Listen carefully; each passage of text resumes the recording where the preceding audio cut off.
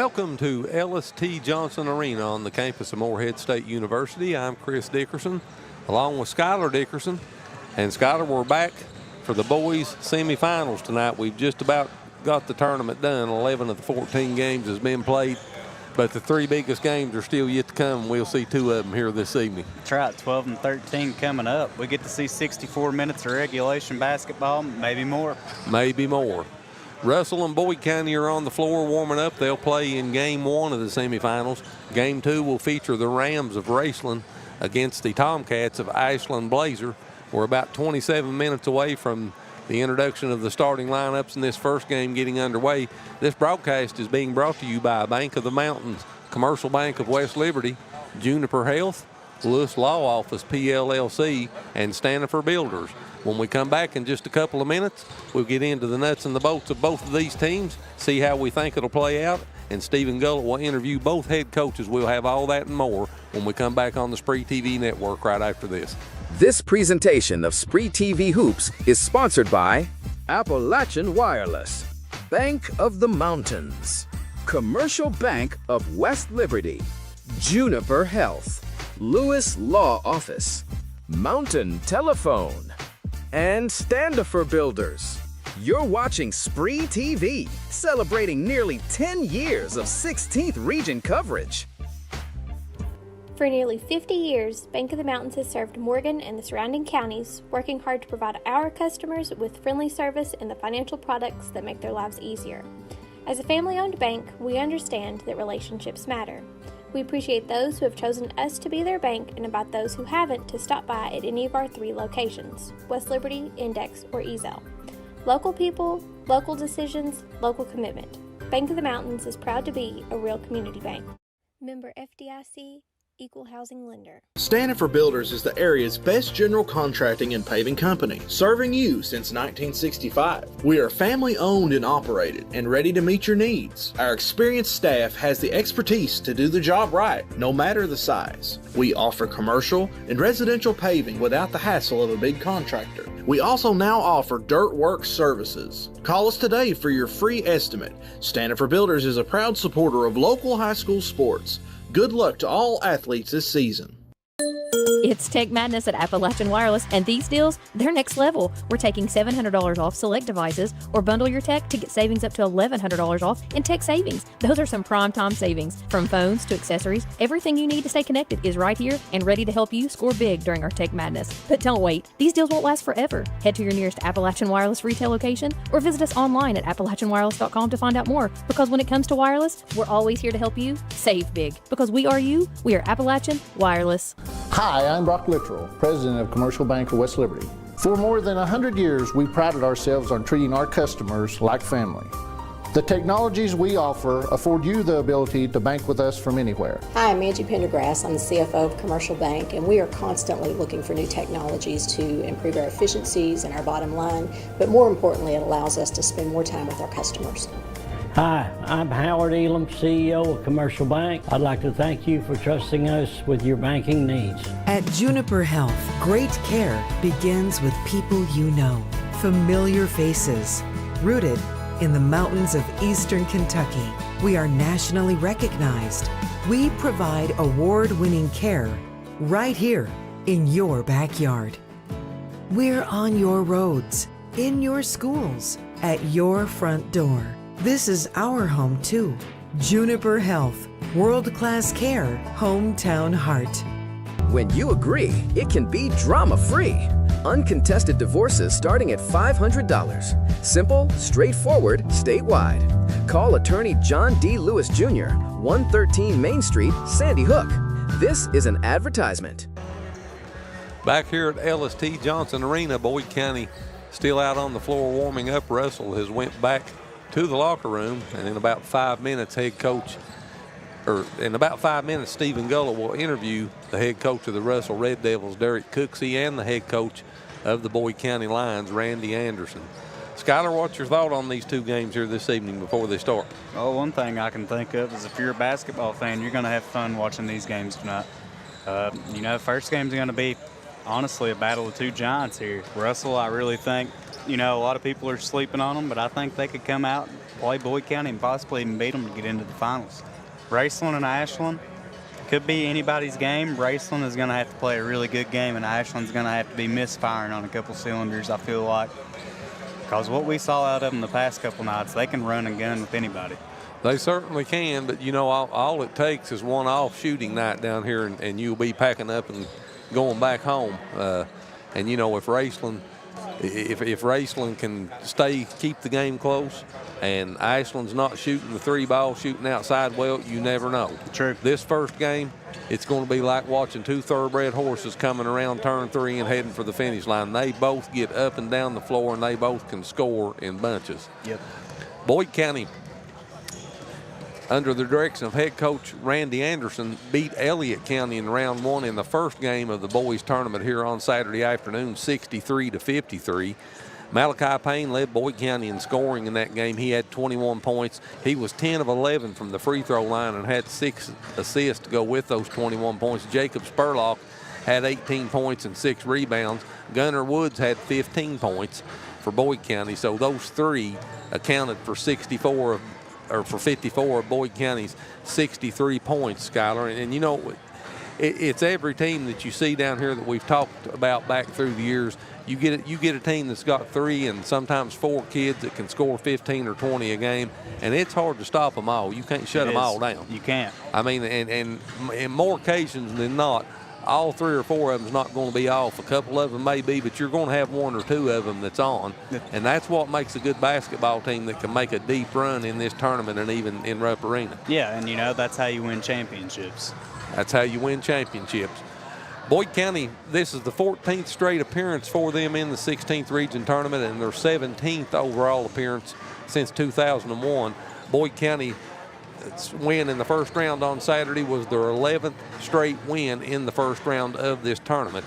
The Lions are 7-3 in the semifinal round since 2001. They've won in the semifinal round their last 4 years, and 3 of their last 10 semifinal games have went into overtime. Actually make that 4 of them, and they've got a record of 3-1 in those 4 games. So about 40% of the time over the last 10 games, Boyd County's games in this semifinal round have went into overtime. They defeated Russell, the team they're playing here tonight, last year, 57-45 in this semifinal round. And Boyd County is 1-6 in regional championship games since 2001. Their only region championship came in 2018, and they defeated Ashland in that game 54-49. Boyd County has lost to Ashland the last 4 years and 5 of the last 7 years in the championship game. Boyd County against 16th region competition this year, they've played 11 games. They're 9-2 in those 11 games. And against this tournament field during the regular season, they played 8 games. They were 6-2 in those 8 games and outscored their opponents by 134 points in those 8 basketball games. The Russell Red Devils, under the direction of head coach Derek Cooksey, they defeated Fleming County here in the second game on Saturday afternoon to make it to the semifinal round here this evening. They defeated the Panthers 68-47, and it was a very balanced scoring attack for Russell in that game. They were led by Ryder Burgess with 17 points on 7 of 9 shooting from the floor, and he was 3 of 4 from behind the three-point line. A pair of Red Devils had 12 points apiece. Tyler Cordial had 12 points. He pulled down 10 rebounds and had 4 blocked shots to go with those 12 points. Corbin McGrath had 12 points for Russell in that game on Saturday afternoon against Fleming County. He was 4 of 7 from the floor. 11 points for Jagger Prickett, and we talked about what a basketball game that kid played.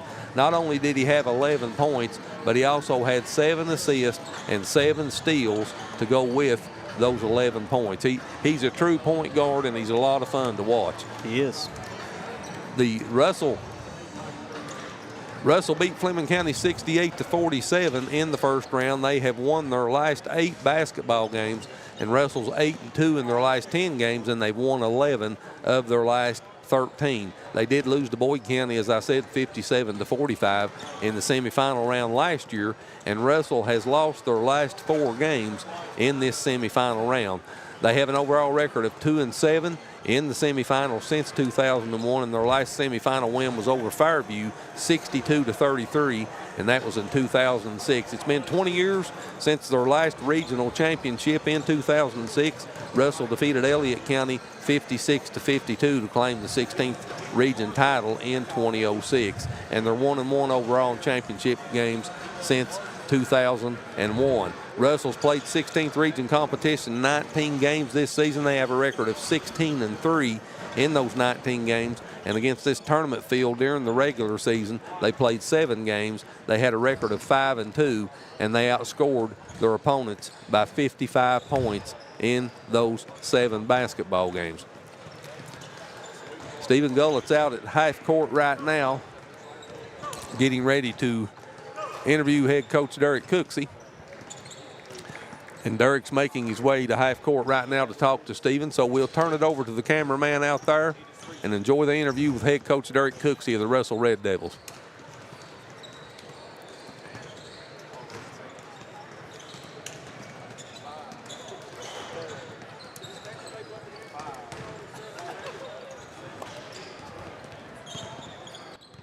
We are courtside with the Russell Red Devils head coach, Derek Cooksey. Coach, evaluate your team from Saturday. Got a good win on Saturday. Yeah. Evaluate how they did. Well, I mean, like you said, a lot of these guys first time out here. We do have experience, and overall, I was really impressed with how we came out. You know, first quarter, they threw some junk defenses at us, and it's easy to get frustrated, but I felt like our guys were patient. They showed a lot of maturity. And then when we got into the second quarter, we were able to get more possession with turnovers off our press, which we saw the ball go through the hoop, and that allowed us to kind of just open things up. So I was really pleased with this defensively, because anytime you get up in a game 25, 30 points, it's easy to take possessions off. You know, Fleming County, give them credit, they didn't stop competing. So it allowed us to play a quantity of people that we're going to have to rely upon in this tournament. And I guess with the, I guess you've played Boyd County in this season one, and it was a close game. So what do you know about Boyd County? Well, I mean, a lot of people are going to automatically talk about Jacob Spurlock, which arguably is the best player in the state, one of the best scorers that come out of this region. But, you know, they've got a lot of nice players. The Payne kid kind of makes them go. He's played primarily the point guard position. The Woods kid can score it from anywhere. He's a three-level scorer. Caleb Rimmer gives them the inside presence. And they got a lot of guys that just buy into a system. They play extremely fast. Coach Anderson's done it for quite some time and had success. So I felt like the first time we played them, it took us a quarter or so to get adjusted, and we kind of got back on our heels. They were able to convert some easy transition baskets, and we played from behind. But to our kids' credit, the second half we made some adjustments, and we gave ourselves an opportunity to cut it to win one possession and have a chance to tie the game at the end. So I think our kids learned a lot about themselves. Boyd's been, you know, primarily a region contender for many years, and we're trying to get there. So our kids understand that we have to do things the right way to put ourselves in position to play. And I guess you got some nice players yourself. Talk about some of those players that we're going to be calling their name out quite a bit on during the game. I mean, like I told you yesterday, I feel like our team is the epitome of a team. It's each and every night guys stepping up. They don't really worry about statistical. It starts with Ryder Burgess. He's our leading scorer. Yeah. He shoots the ball extremely well, but his game's expanded. He can play he's a combo guard, play the point and the shooting guard for us. Jagger Prickett's kind of taking that point guard responsibility over for us, and he's kind of a defensive catalyst. He kind of makes us go. Caden Benj is a kind of a do-it-all kid. I mean, he's a glue guy. He's led us in scoring on nights, and like last night he had 2 points, but we looked at his plus-minus, he's plus 28, led the team. Gabe Pridemore gives us one of the best athletes in the region. He's able to score the ball, too, at will and get out in transition. And then you look at Tyler Cordial. I mean, he's really came into his own this year and really matured. He gives us a big post presence that a lot of people don't have in this region. So I've been really pleased with those starters and our bench. Our bench has been strong. Corey McGrath, he shot the ball extremely well yesterday. And Taylor White gives us valuable minutes. He's able to play the trail and the post. So I like our team. I think that based on the matchups, we've got a lot of flexibility, and that's something that's been our strength this year. Well, Coach, we know you got a game to play. Right, thank you very much. Wish you the best of luck. All right, have a good one. We'll be back with Boyd County's head coach, Randy Anderson. You're watching high school basketball on SpreeTV, Channel 2. This presentation of SpreeTV Hoops is sponsored by Appalachian Wireless, Bank of the Mountains, Commercial Bank of West Liberty, Juniper Health, Lewis Law Office, Mountain Telephone, and Standifer Builders. You're watching SpreeTV, celebrating nearly 10 years of 16th region coverage. We're back courtside with Boyd County head coach Randy Anderson. Coach, you got a big win on Saturday. Evaluate your team. How well did you play? I don't know. I don't know if it was first game jitters. I don't know if it was out of routine playing on a Saturday. Felt like we were sluggish about all day. Didn't shoot the ball extremely well, and defensively had trouble with their bigging inside. But this bunch is very resilient, and like even when we lost the big lead, all of a sudden we go on a run and get a cushion again. So this team has been this way all year long, and I think they really believe in each other. They believe in winning. So at this stage of the game, it's survive and advance. So there you go. That one's done, and now we got another one. There you go. And I guess you played Russell once in the regular season. Won at Russell by 3 points. So you know about them. So what do you know? What do you expect from Russell tonight? Jagger's really good at the point. We got to keep him out of the paint. Cordial had a really good game against us, so we got to be aware. He runs the floor good for a big guy. Will step out and hit a three. Burgess is dangerous if he's got space. And then I think the X factor for them is the Benz kid, very strong. All right. Well, Coach, we know you got a game to play, and you got a meeting to get to. Yes, sir. So good luck to you. Well, thank you. Hey, thank you. Yes, sir. All right. We'll be right back with the starting lineups and the tip-off. You're watching high school basketball on SpreeTV, Channel 2. That was Stephen Gulliv interviewing head coach Randy Anderson of the Boyd County Lions and Derek Cooksey of the Russell Red Devils. These two teams met once during the regular season back on February the 4th. That was at Russell. Boyd County won that game by 3 points, 76-73. Boyd County shot 49.1% from the field in that game on 28 of 57 to 43.5% for Russell. From behind the three-point line, Russell shot for a better percentage than Boyd County, 32.1% for Russell on 9 of 28, 29.4% for Boyd County on 5 of 17. Both teams were excellent from the free throw line. Boyd County was 15 of 20 for 75%. Russell was a perfect 10 of 10 in that basketball game. And Russell out-rebounded Boyd County by 3, 30-27.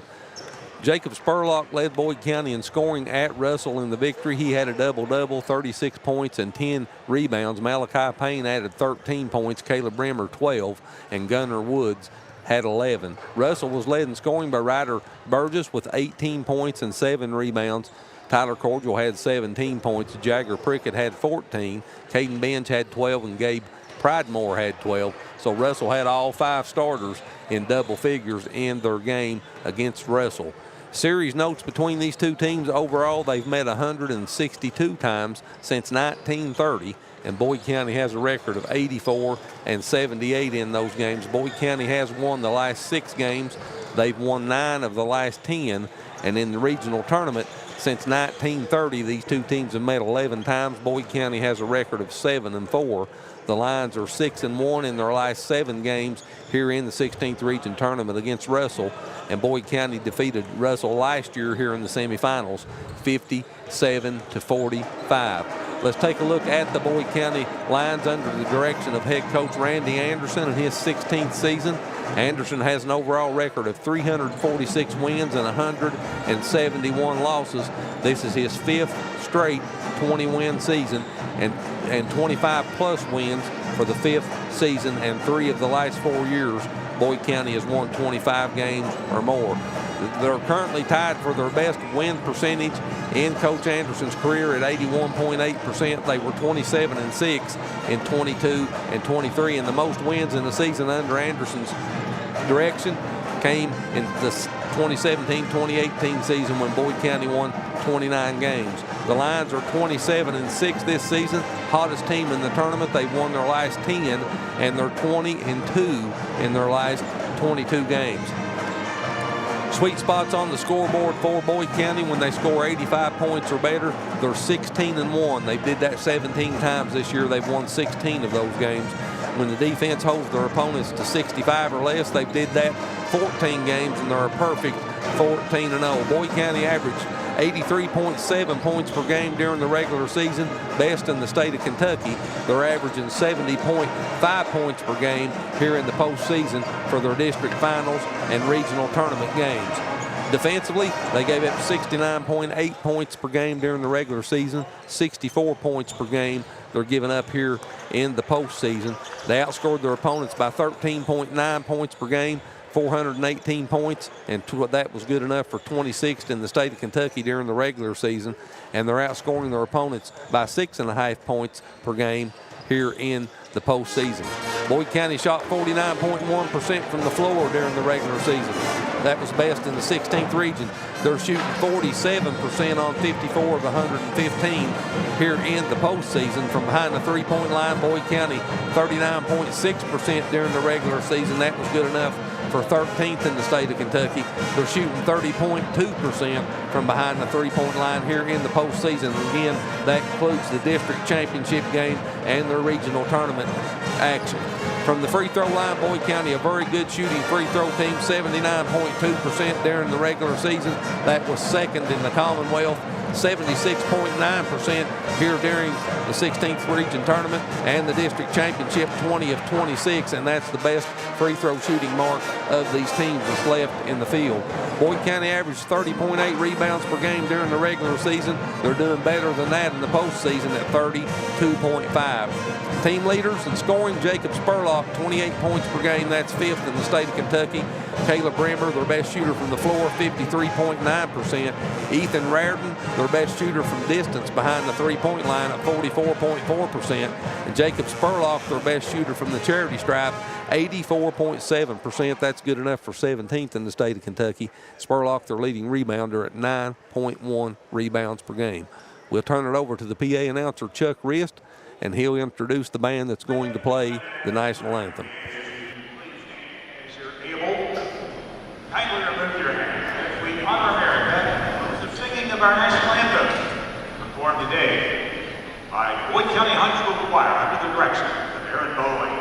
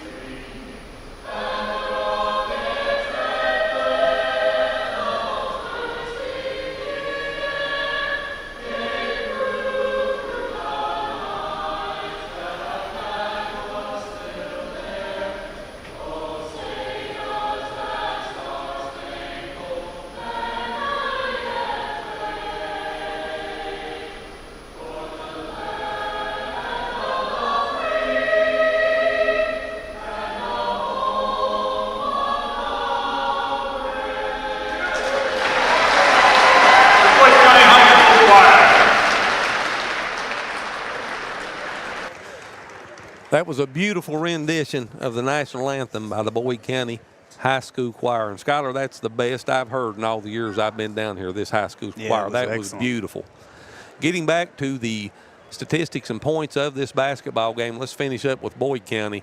And their starting lineup this evening for head coach Randy Anderson. He has the usual cast of suspects. Number 2, 6'3" senior Jacob Spurlock. Spurlock averaging 28 points per game, 9.1 rebounds. Both of those lead the Boyd County team. Number 3, 6'2" senior Gunnar Woods. Woods averaging 11.7 points per game. Number 14, 6'2" senior Ethan Raridan. Raridan averaging 8.7 points per game. Their best shooter from distance behind the three-point line at 44.4%. Number 23, 5'10" senior Malachi Payne. Payne averaging 17.4 points per game. 40th in the state of Kentucky from the free throw line. He finished the regular season at 80.6%. And number 33, 6'5" junior Caleb Brimmer. Brimmer averaging 8.6 points per game. Boyd County's best shooter from the floor at 53.9%. And he pulls down 5.4 rebounds per game. So again, for Boyd County, Jacob Spurlock, Gunnar Woods, Ethan Raridan, Malachi Payne, and Caleb Brimmer. The Russell Red Devils, under the direction of head coach Derek Cooksey in his 5th season. Derek has an overall coaching record at Russell of 99-47. He's seeking his 100th career win as the Russell head coach here this evening. Russell has a record of 22-5. They've won their last 8 games, 8 of their last 10, and 11 of their last 13. So you have two hottest teams in the 16th region getting ready to square off here in just a few minutes. Sweet spots on the scoreboard for Russell when they score 70 or better. They did that 13 times this season, 12-1 in those games. When the defense gives up 55 or less, they're a perfect 17-0, and they've done that in 7 of the last 8 basketball games. Team average was averaging 68.8 points per game during the regular season. That was 49th in the state. They're averaging 62.5% in the postseason, and all these postseason numbers are district championship games and first round of the regional tournament. Defensively, they gave up 54.3 points per game during the regular season, 50th in the state of Kentucky. They've got the best scoring defense in the 16th region in this tournament, 46 points per game during the postseasons, all Russell's giving up. Point differential, they outscored their opponents during the regular season by 347 points. That was best in the region, 22nd in the state of Kentucky, 14.5 points per game. They're even doing better than that in the postseason. These 2 postseason games we look at for qualifiers, they've outscored their opponents by an average of 16.5 points per game. That's best in this tournament field. From the floor, Russell shot 50.2% during the regular season, 43.9% in the postseason. From behind the three-point line, 38.4%. They're shooting 34.8% here in the postseason. From the charity stripe, 67.5% during the regular season. They're shooting 75% here in the postseason. And rebounding, best in the 16th region during the regular season, 31 rebounds per game, 30 rebounds per game here in the postseason. Ryder Burgess leads them in scoring, 16.5 points per game. Tyler Cordial, their best shooter from the floor, 58.7%. Jagger Prickett, their best shooter from behind the three-point line, 41.7%. Ryder Burgess, their best free throw shooter, 80.3%. And Tyler Cordial, their leading rebounder, 7.5 rebounds per game. The starting lineup, number 0, 6'3" junior Gabe Pridemore, 12.3 points per game. Number 2, 6'3" sophomore Jagger Prickett, 9.8 points per game. Number 4, 6'4" sophomore Ryder Burgess, 16.5 points per game, leads the team. Number 12, 6'3" sophomore Caden Benj averaging 7.4 points per game. And number 32, 6'7" senior Tyler Cordial averaging 11.8 points per game, and their leading rebounder at 7.5 rebounds per game. So again, your starting lineups for the Russell Red Devils: Gabe Pridemore, Jagger Prickett, Ryder Burgess, Caden Benj, and Tyler Cordial. We'll turn it back over to the PA announcer now, Chuck Rist, longtime voice here at MSU. When you hear that voice, Skyler, no matter where you're at, you know you're at Morehead State, and it's a regional tournament time, and he'll officially introduce the starting lineup. Take it away.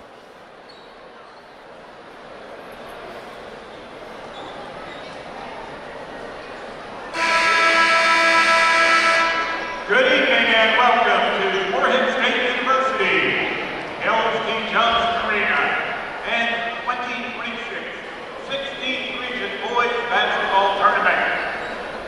In this evening's first semifinal, the winners of the 63rd District, the Red Devils,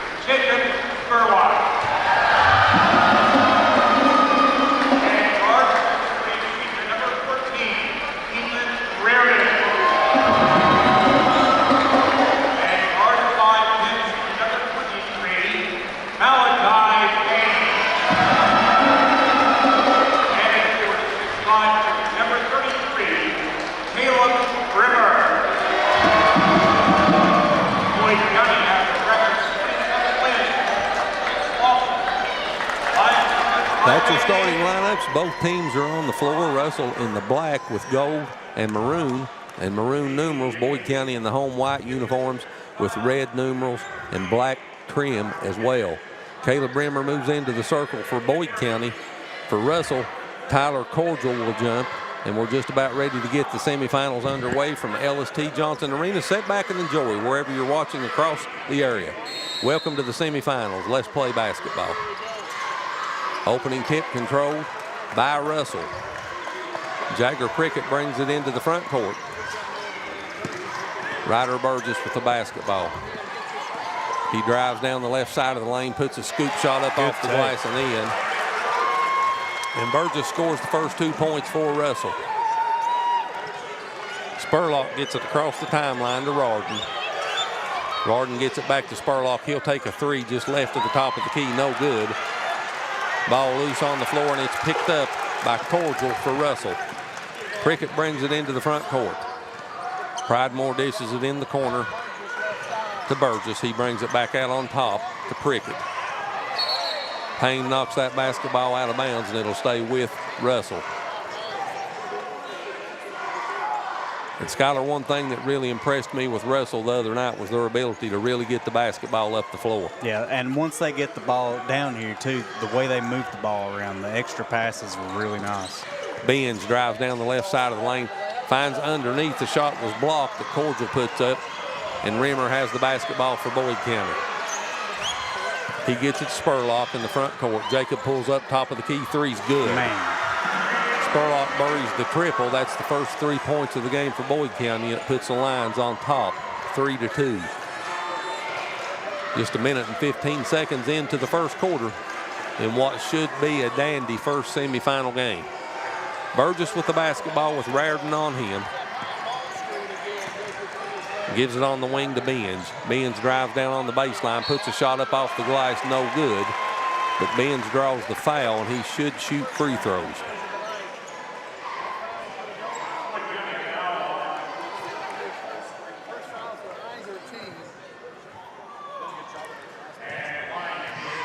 Caden Benz at the line to shoot two. 6'3" sophomore, 62.5% on the season. And he misses the first one.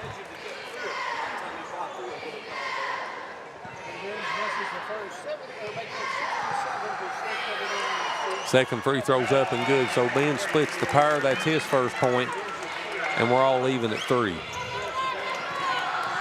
Rimmer at the top of the key, picks his dribble up, has an open three, didn't take it, gives it to Gunnar Woods. Woods at the logo, works it left side to Payne in the corner, three on the way, no good.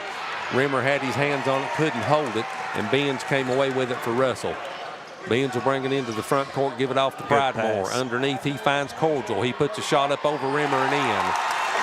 Tyler Cordial with the bucket, and Russell goes back on top 5-3. Rimmer in the front court at the top of the key, gives it to Spurlock at the logo. Back to Rimmer, turnaround jumper, top of the key, good. Caleb Rimmer with the jumper, and that was a long 2, and we're even at 5. Burgess in the front court as the clock winds under. 5:35 left here in the first quarter. Raridan's on him, left elbow jumper, no good. Rebound taken down by Spurlock. Spurlock brings it into the front court, finds Payne in the corner to Raridan. Step back three on the way, good. What a shot by Ethan Raridan with the triple, and it puts Boyd County back on top 8-5. Burgess crosses the timeline with 5:14 left on the clock here in the first quarter. Top of the key. Gives it on the wing to Benz. Benz looks underneath the Cordial. He backs Burgess down, fall away jumper, no good. Rebound chased down by Pridemore. Extended possession, back to Cordial. Cordial left elbow on the wing. Prickett, three on the way, no good. And Spurlock gets the rebound for Boyd County. Lines up by 3 with the basketball. Payne. Goes on the left wing to Raridan in the corner. Rimmer, three on the way, no good. Offensive rebound put back up and in by Jacob Spurlock. Spurlock has 5, and Boyd County is up by 5, 10-5 on Russell.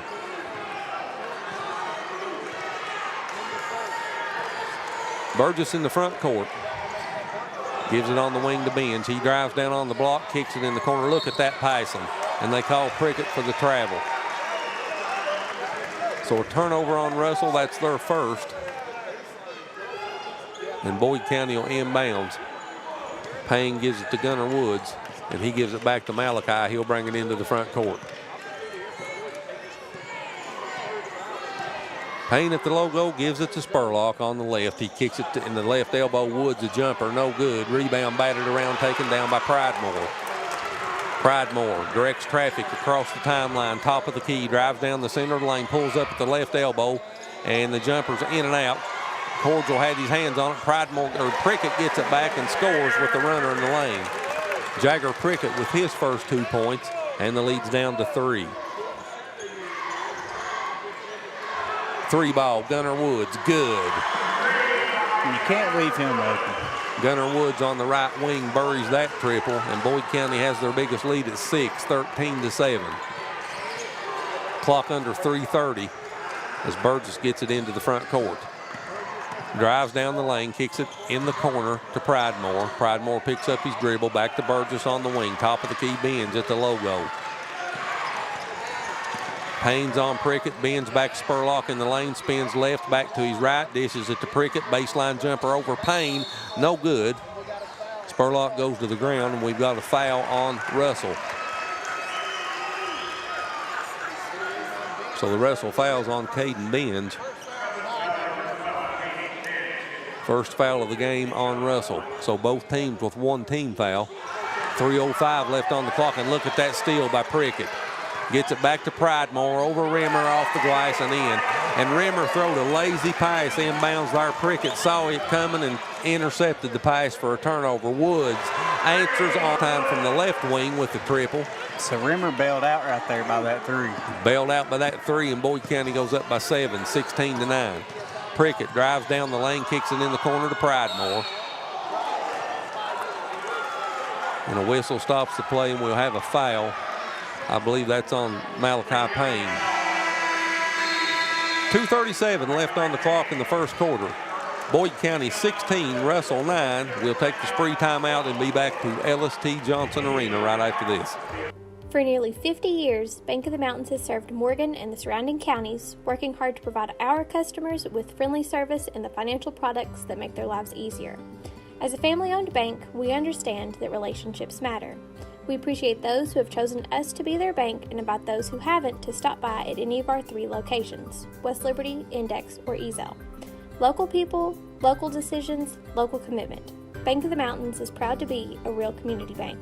Member FDIC, Equal Housing Lender. Stanford Builders is the area's best general contracting and paving company, serving you since 1965. We are family owned and operated and ready to meet your needs. Our experienced staff has the expertise to do the job right, no matter the size. We offer commercial and residential paving without the hassle of a big contractor. We also now offer dirt work services. Call us today for your free estimate. Stanford Builders is a proud supporter of local high school sports.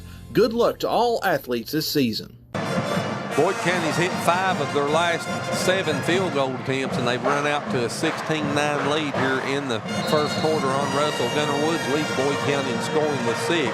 Gabe Pridemore has 2 for Russell.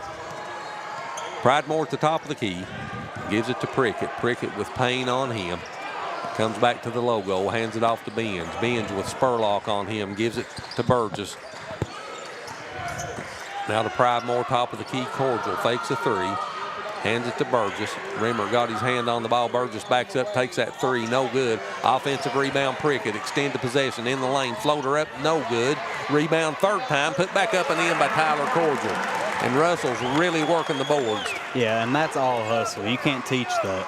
Cuts the lead to 5. Payne, left side, puts a jumper up, halfway down and out, and Pridemore gets the rebound. Pridemore floats it to Prickett on the right wing, gives it to Cordial in the corner. 3 ball on the way, Burgess. That was partially blocked. Burgess gets the ball in the lane, puts it off the glass, no good. Prickett with the rebound, goes back up a 3rd time and scores. So back-to-back possessions, Russell gets 3 cracks at it and scores, and they cut the lead to 3, 16-13. Minute 30 on the clock as Payne brings it into the front court. Payne works right side with Prickett on him, gives it to Gunnar Woods, top of the key, Rimmer. Spurlock comes behind Rimmer. Rimmer fakes a three, gives it to Woods. Woods is hot. Puts a two up in the left corner, no good. Rebound taken down by Spurlock. He misses the floater on the baseline, and Benz gets the rebound for Russell. Benz into the front court, kicks it in the corner to Burgess. Back on the wing, Prickett, top of the key. Benz three on the way. Good ball work by Russell, and the triple ties it up at 16, and Russell has scored 7 straight out of the timeout. Payne brings it into the front court, clock down under 50 seconds left here in the first quarter.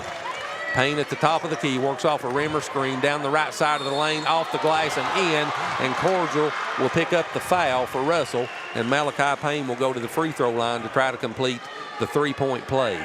The 5'10 senior, 80.6% on the season. Boyd County 79.2% as a team, as Jacob Carter and Clark Huff checks into the lineup for Boyd County, and for Russell, Taylor White checks into the lineup for Caden Benz. Actually, Benz will come back out now, and Cordial will go off the floor. So White's in for Cordial. Payne at the free throw line trying to complete the three-point play, and he does. And Boyd County's up by 3, 19-16. 40 seconds on the clock. Burgess into the front court on the right side. Kicks it to White down on the block. He puts it up off the glass. That was partially blocked by Carter. Saved inbounds and stripped away. Carter strips it away, gives it to Prickett. His floater in the lane's no good. And the rebound's out of bounds off of Boyd County. It appeared to me, we'll see. Yeah, that's what they say. It stays with Russell. And I thought Ethan Raridan touched the ball last. Burgess will toss it in. Gets it in the corner to Pridemore. Prickett with the basketball. Payne on him. Burgess three ball left corner. Good. Burgess buries the triple, and we're tied again at 19. Clock under 10. Payne gets it across the half-court line at 5. Top of the key, left side. Kicks it in, tried to get it to Carter. It's stolen by Burgess. 1 second, and he don't get it off before the buzzer. So the first quarter's in the books. A good first quarter, and we're all square right where we started at. Boyd County 19, Russell 19, and we'll be back to Ellis T. Johnson Arena with the second quarter on the SpreeTV network right after this.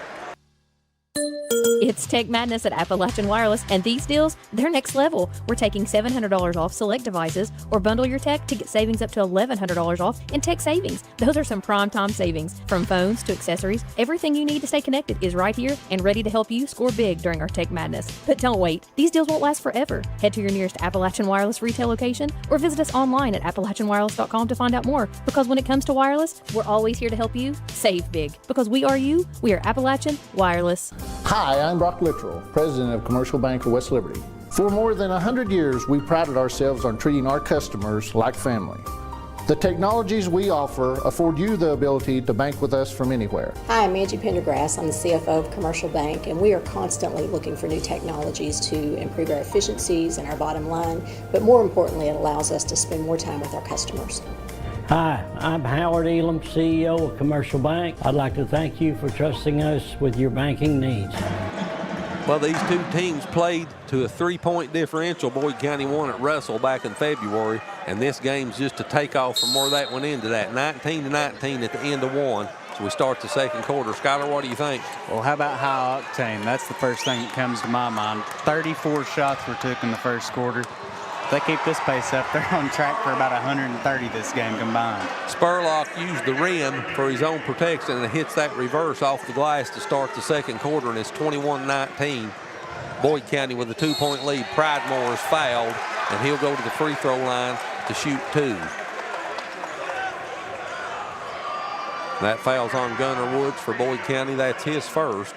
And Gabe Pridemore, the 6'3 junior, will go to the free throw line where he shoots 79.2%. Pridemore, Prickett, Burgess, Benz, and White on the floor to start the second quarter for Russell. Spurlock, Woods, Huff, Raridan, and Rimmer on the floor as Pridemore hits the first free throw. Cordial checks back into the lineup for Russell for White. Now the original starting 5 is on the floor for the Red Devils.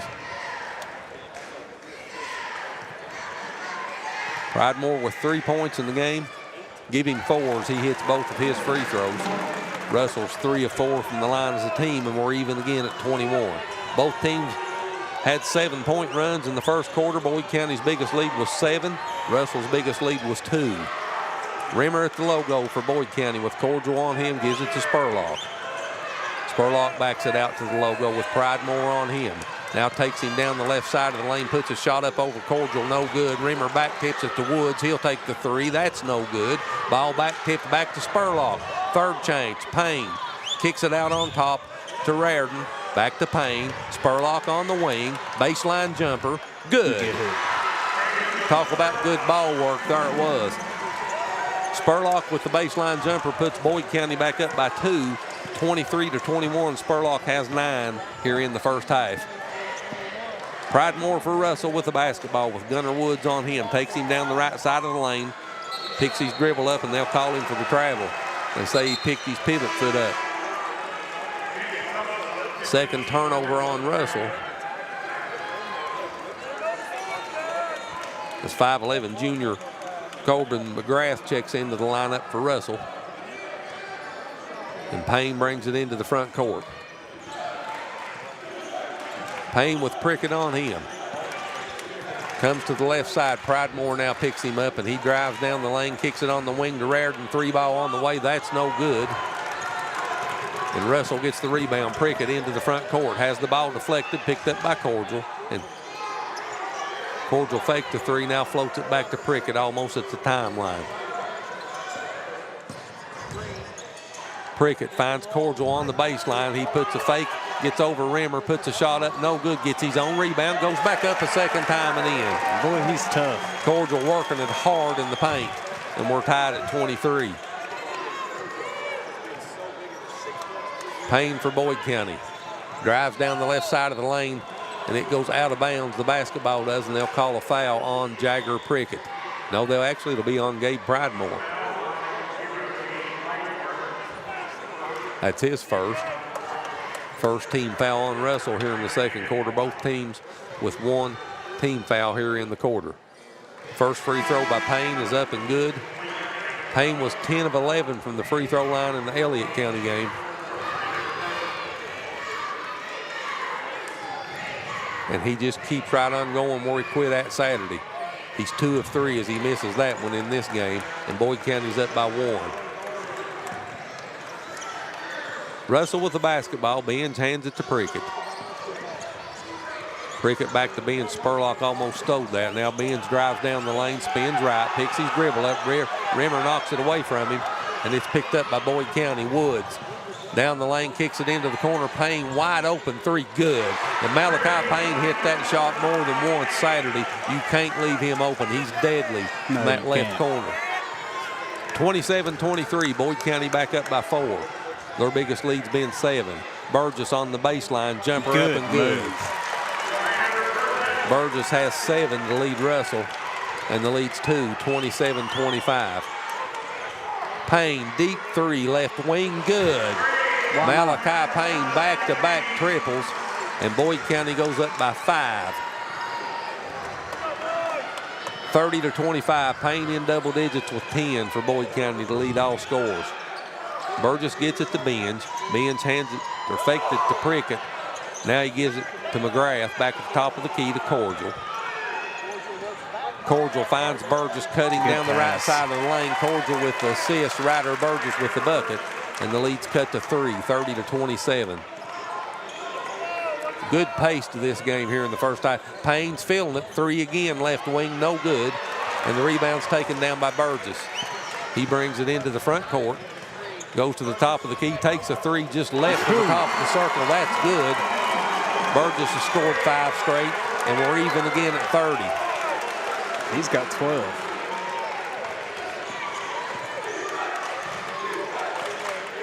Woods gets it in the corner to Rimmer. Rimmer drives inside the circle on the baseline, throws a wild pass that's picked off by Prickett. He gets it ahead to Burgess. Pull up 3, right wing, no good. Gets his rebound taken by Prickett. He puts it back up, no good, and Payne gets the rebound for Boyd County. Payne quickly into the front court. And they'll call Clark Huff for the travel. Turnover number 5 on Boyd County. as Raritan checks back into the lineup for Boyd County, and Pridemore checks back into the lineup for the Red Devils. 3:35 left on the clock here in the first half. We're all square at 30.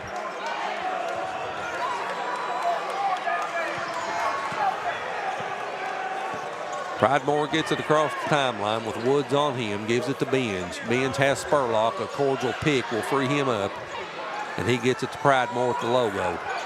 Pridemore on Payne. And it's taken away from him by Gunnar Woods, so another turnover for Russell, their fourth. Spurlock, deep three, left side, no good. Rebound taken down by Benj. Benj quickly across the timeline, gives it to Prickett, and it's deflected out of bounds by Gunnar Woods. It'll stay with Russell. It's the right idea there by Prickett to make the extra pass. Just quick reflection there by Boyd County. Clark Huff checks back into the lineup for Boyd County, and Burgess checks back into the lineup for Russell. Benj will get it to Burgess. Burgess with Raritan on him.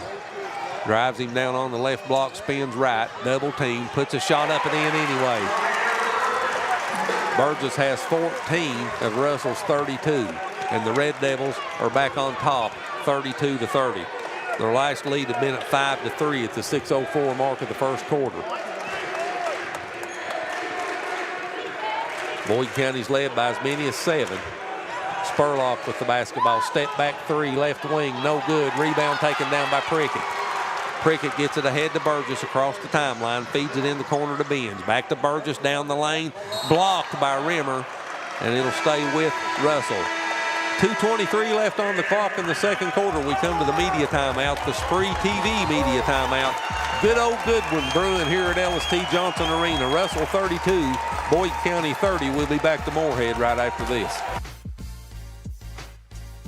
At Juniper Health, great care begins with people you know. Familiar faces, rooted in the mountains of eastern Kentucky. We are nationally recognized. We provide award-winning care right here in your backyard. We're on your roads, in your schools, at your front door. This is our home too. Juniper Health, world-class care, hometown heart. When you agree, it can be drama-free. Uncontested divorces starting at $500. Simple, straightforward, statewide. Call attorney John D. Lewis Jr., 113 Main Street, Sandy Hook. This is an advertisement. 32-30, Russell with a 2-point lead with 2:23 left in the first half. Ryder Burgess leads Russell in scoring with 14. Malachi Payne leads Boyd County in scoring with 10. Boyd County's biggest lead has been 7 in this basketball game. Russell's biggest lead has been 2. Both teams have had 7-point runs for their largest runs. Skylar, what do you think about it so far? Man, it's been so much fun to watch here. You know, Russell's got off, and they're out here shooting 13 of 29. 45% from the floor is pretty good to start out. But you look over here on the other side, Boyd County's shooting 46. So both teams shooting really high from the floor, and it's, from a spectator's perspective, it's been a lot of fun to watch. Boyd County gets the basketball into the front court out of the timeout as Cordial missed that 3 on the Russell end. Top of the key, Payne with the basketball. He backs it out to the logo. 2:05 and the clock winding down toward halftime. Payne works off a Rimmer screen, puts it up off the glass, and Cordial says not today. He sends that basketball out of bounds, and it'll stay with Boyd County. And a lot of contact on that shot, no whistle. Payne gets it into Rimmer. Rimmer with Cordial on him. Spurlock goes down, and they'll call the Russell foul on Benj, and Benj said plainly he flopped. Benj is really upset, and head coach Derek Cooksey just looks at the official like he told the riddle of the month just then. Raritan will toss it in for Boyd County. 1:52 left on the clock, and he gets it into Payne. Payne goes into the back court to pick it up, and he'll walk it across the timeline at 1:46. Payne dribbles right side of the top of the key. Drives down the left side of the lane now. Underhand shot around Prickett off the glass and in, and we're tied at 32. That's our 8th tie here in the first half. Prickett in the front court finds Cordial down on the left block. He kicks it in the corner to Pridemore. Another pass comes back out on top the bench. Prickett, left block, puts the shot up, no good. But that foul will be on, I believe, Clark Huff. We'll see. And it is on Huff. And that'll send Jagger Prickett to the free throw line, the 6'3 sophomore. 69.2% during the regular season. Russell, 67.5% as a team during the regular season. Prickett makes the first one. Jagger with his 5th point. Russell goes back up by 1 as Gunnar Woods checks back into the lineup for Boyd County. And Taylor White checks back into the lineup for Russell. Prickett misses the second. He splits the power, but the rebound's taken down by Pridemore. Extend the possession. Burgess 3. No good. Ball back tip. Down. And again, Russell comes away with it. Burgess with the 3 on the right wing. No good. Spurlock gets the rebound, and he's picked by Prickett. Off the glass, no good, but Prickett will go to the free throw line to shoot 2. And you've got to love the intensity and hustle of this Russell defense. And that'll actually be White going to the free throw line. Taylor White will shoot the free throws. I was blocked by the official. I saw Prickett with the ball, then I couldn't see White. White makes the first one. Well, and give credit to you, there was 5 Russell bodies down there all fighting for the ball. So 6'3 sophomore Taylor White, 60% from the free throw line during the regular season. He makes this one, and he does. Russell has their biggest lead of 3, 35-32 Red Devils.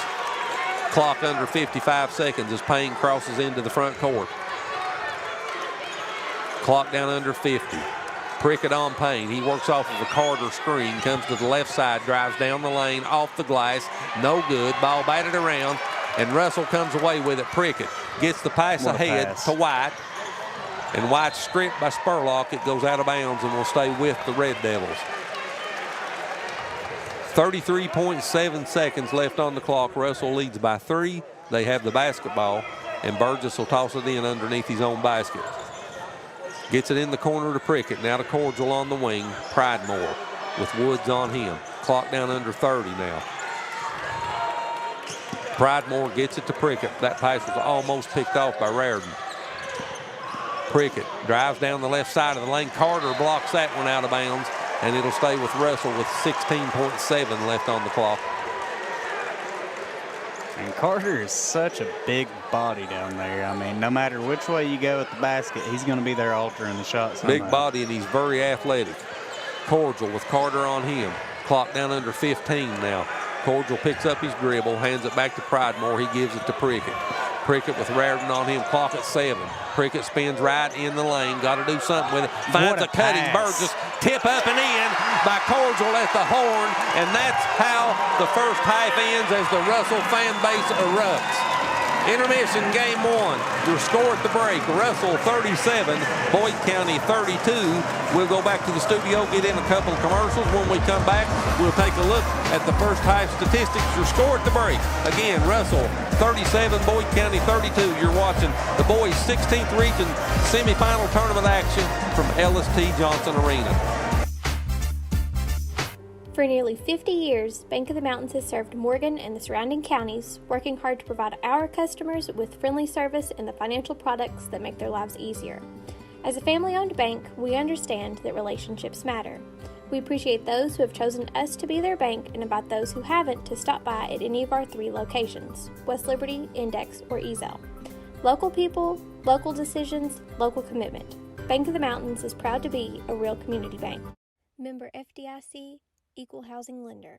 Stanifer Builders is the area's best general contracting and paving company, serving you since 1965. We are family owned and operated and ready to meet your needs. Our experienced staff has the expertise to do the job right, no matter the size. We offer commercial and residential paving without the hassle of a big contractor. We also now offer dirt work services. Call us today for your free estimate. Stanifer Builders is a proud supporter of local high school sports. Good luck to all athletes this season.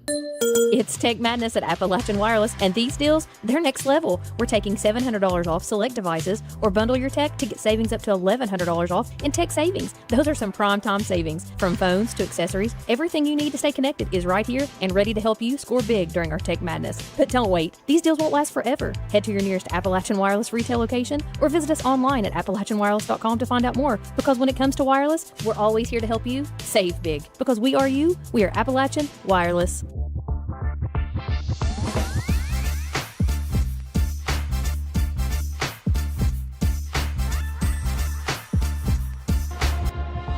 We are courtside with AD, with Athletic Director of Russell High School, Jeff Frazier.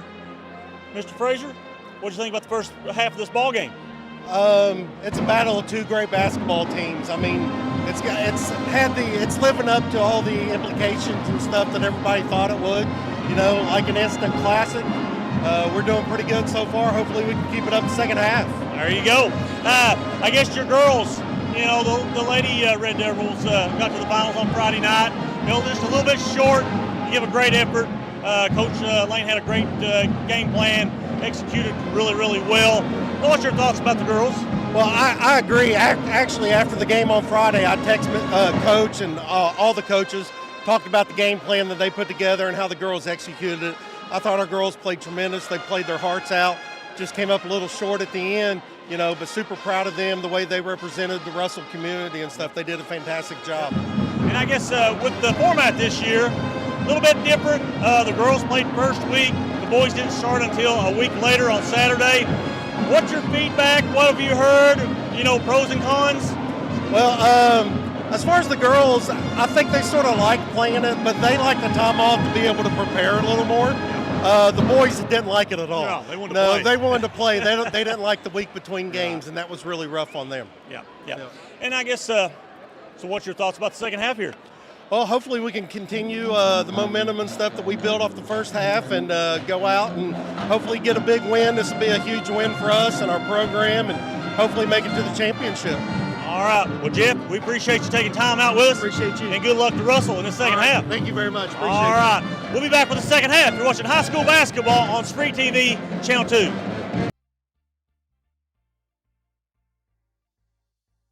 Red Devils, 6:04 left here at halftime. Both teams still in the locker room, and the Red Devils of Russell have a 5-point lead, 37-32 over Boyd County. Skylar, what's your thoughts on the first half? Well, Russell came out swinging, didn't they? You know, out-rebounding Boyd County 25-12. Out-rebounding Boyd County, listen to this, 14 offensive rebounds to 12 total rebounds for Boyd. So Boyd County's got to wake up here, and if they don't get it straightened up and start really crashing these offensive and defensive rebounds both, they're going to end up getting in a deficit that they can't claw their way out of. Well, you know, I was impressed the first games Russell played here on Saturday with the intensity they played with on both ends of the floor, the way they passed the basketball and the way they pounded the glass. And they've done the same thing here, as you said, against Boyd County. They've got more offensive rebounds in the first half than Boyd County does total rebounds at 14-12. Let's take a look at the statistics. These are official statistics for the first half. First for Russell, they shot 40% from the floor in the first half on 14 of 35, 3 of 10 from behind the three-point line, and the Red Devils 75% at the charity stripe on 6 of 8. Boyd County shot 44.4% on 12 of 27, 6 of 14 from behind the three-point line for 42.9%, and they had 3 free throws, made 2 of those for 66.7%.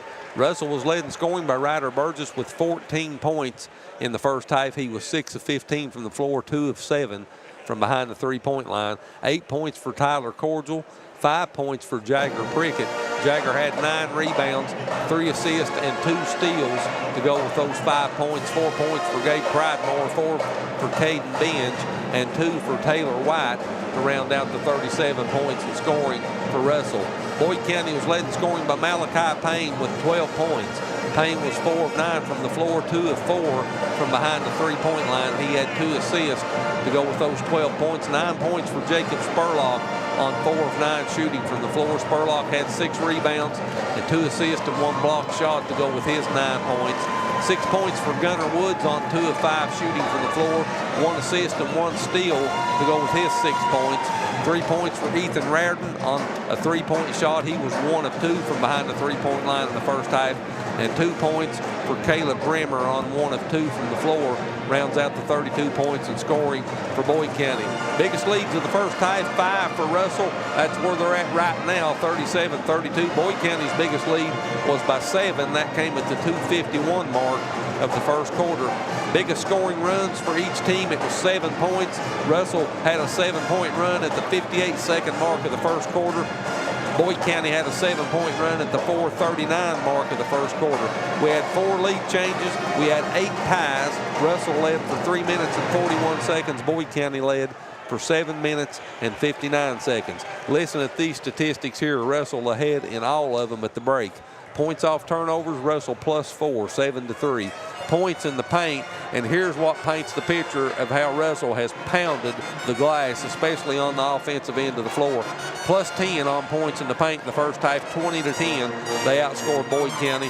13-6, +7 on second chance points for the Red Devils, +1 on fast break points, 4-3, and +2 on bench scoring for Russell in the first half. Both teams scored 19 points in the first quarter. Russell outscored Boyd County 18-13 in the second quarter, and that brings us to where we're at 37-32. Just a little over 2 minutes left before the second half starts. Let's go back to the studio, get in a couple of commercials. When we come back, we'll have all of the second half action between Russell and Boyd County here on the SpreeTV network from Morehead State University. This presentation of SpreeTV Hoops is sponsored by Appalachian Wireless, Bank of the Mountains, Commercial Bank of West Liberty, Juniper Health, Lewis Law Office, Mountain Telephone, and Standifer Builders. You're watching SpreeTV, celebrating nearly 10 years of 16th region coverage. At Juniper Health, great care begins with people you know, familiar faces, rooted in the mountains of eastern Kentucky. We are nationally recognized. We provide award-winning care right here in your backyard. We're on your roads, in your schools, at your front door. This is our home too. Juniper Health, world-class care, hometown heart. For nearly 50 years, Bank of the Mountains has served Morgan and the surrounding counties, working hard to provide our customers with friendly service and the financial products that make their lives easier. As a family-owned bank, we understand that relationships matter. We appreciate those who have chosen us to be their bank and invite those who haven't to stop by at any of our 3 locations, West Liberty, Index, or Ezel. Local people, local decisions, local commitment. Bank of the Mountains is proud to be a real community bank. Member FDIC, Equal Housing Lender.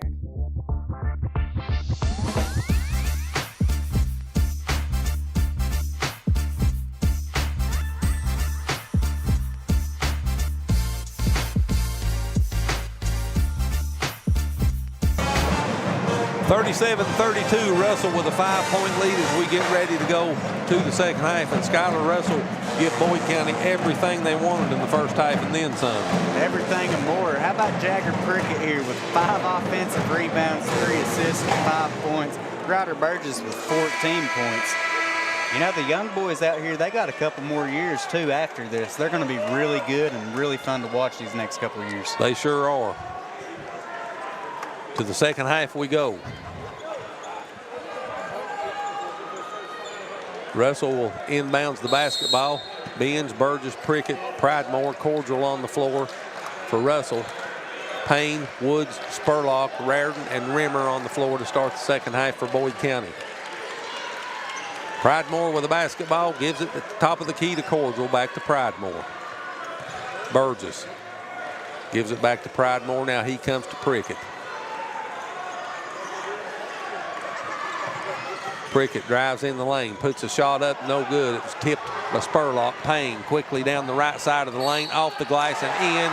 Count the bucket. He initiates the contact, draws the foul on Gabe Pridemore. And that's a big bucket for Boyd County to start the third quarter. 37-34, the lead cut to 3. Payne with 14 points now in the game, looking for his 15th. 2 of 3 from the line. Make it 3 of 4 for Malachi. He's got 15, and that three-point play cuts the lead to 2. Prickett brings it across the timeline, gives it to Pridemore. Pridemore back to Prickett. They play catch. Burgess faked the three. Pridemore will take it. No good. Rebound taken down by Cordial. He puts it back up. No good. Back tip. Cordial gets it. This will be a third attempt for Russell.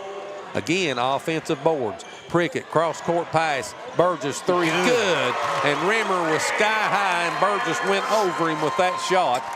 And that three-point bucket puts Russell back up by 5, 40-35. Gunnar Woods, top of the key, kicks it in the corner to Raritan. Three on the way, no good. Rebound taken down by Benj. Benj floats it ahead to Burgess. Spot up three, right wing, no good. Halfway down and out, offensive rebound. Benj goes back up, and a foul before the shot on the floor. And I believe that'll be on Raritan for Boyd County, and it is. That's his first. In the first minute and a half, nothing's changed. Russell's still crushing the glass. Russell energized in this game. Prickett brings it back out on top with Raritan on him. Clock under 6:25 left here in the third quarter. Russell leads by 5. Benj. And another Boyd County foul. This one's on Jacob Spurlock. That's his second.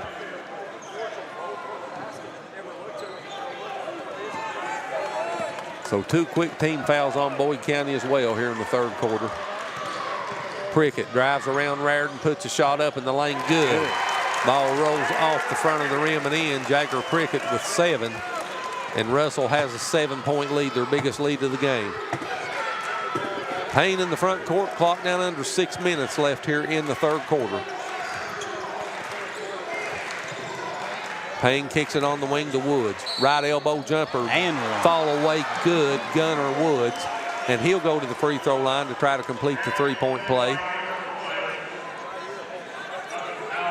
And I think he's got one of the best jump shots in the region.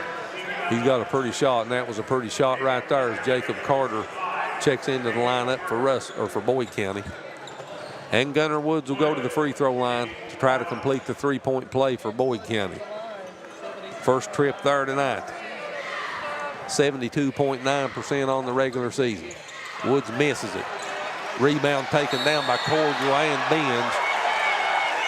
And they'll call a jump ball, and the possession area will keep it on the Boyd County end of the floor. Russell wanting a foul on the play as Cordial and Benj is jawing right now. And they'll have to watch that. Payne will toss it in. Gets it into Spurlock in the corner. His three over Benj is no good. And the rebound was taken down by Russell. Quickly ahead, Burgess down the lane, off the glass and in. Burgess with the bucket. And Russell's back up by 7, 44-37. This time watch Carter and Benj, and Carter runs over Benj there in the free throw lane. Down the lane, off the glass, no good by Payne.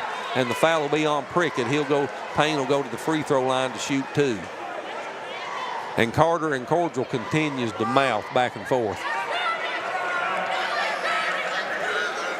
Payne on the free throw line for Boyd County.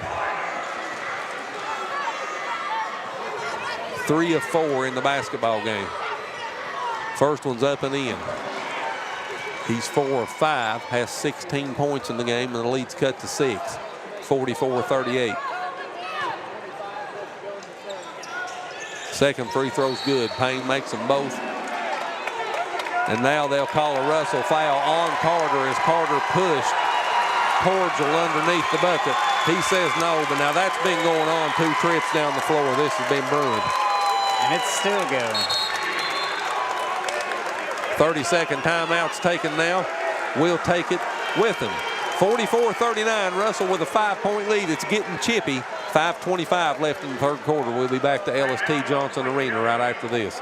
Hi, I'm Brock Littrell, President of Commercial Bank of West Liberty. For more than 100 years, we prided ourselves on treating our customers like family.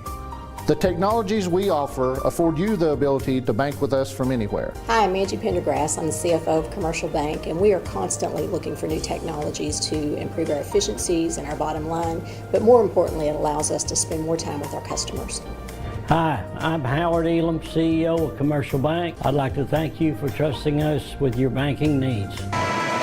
Randy Anderson questioning the official in front of the Boyd County bench here out of the timeout. He's wanting to know why that foul was called and what happened. And things were really starting to get chippy between Carter and Cordial. We'll see how it goes now after this foul was called. And you got to love Randy, but I feel bad for the ref. There's no explanation he was going to give that'd make him happy. No, there wasn't. And there's no question it was a foul. Right. Prickett brings it into the front court. Gives it to Burgess, back to Prickett. He works it on the baseline to Cordial. Now back at the top of the key, Burgess goes far side to McGrath that's in the lineup now for Russell. Now Prickett at the logo. Clock winds down under 5 minutes left here in the third quarter. Russell leads by 5.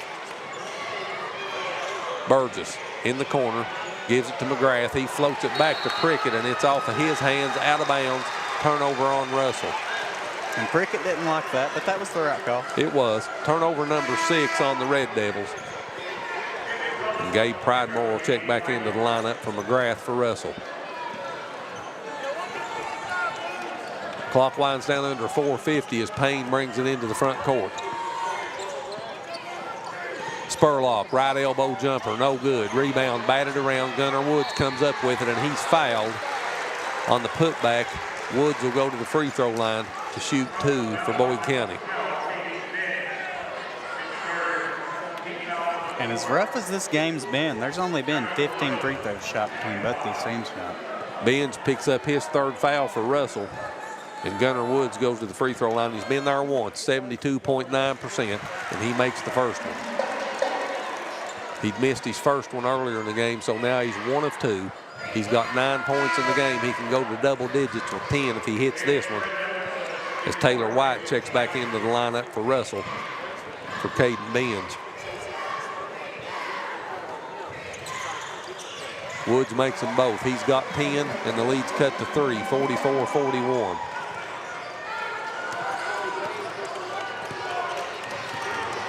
Prickett walks it across the timeline. Clock down under 4:30 left in the third quarter.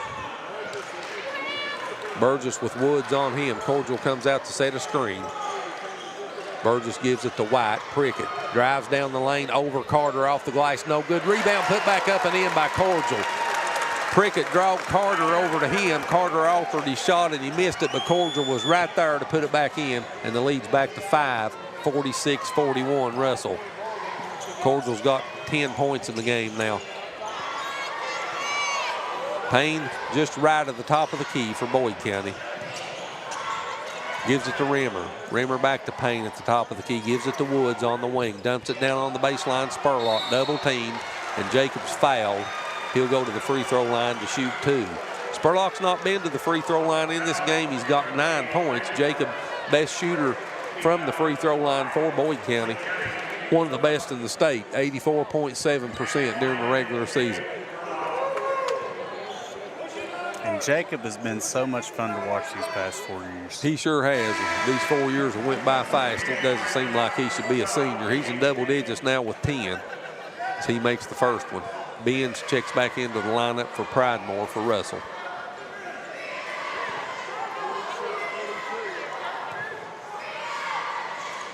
Spurlock makes them both. He's got 11. And the lead's down to 3, 46-43. So both teams has had a 7-point lead. That's been the largest for each team. Prickett drives down the lane, kicks it in the corner. Back out on top, White with the basketball.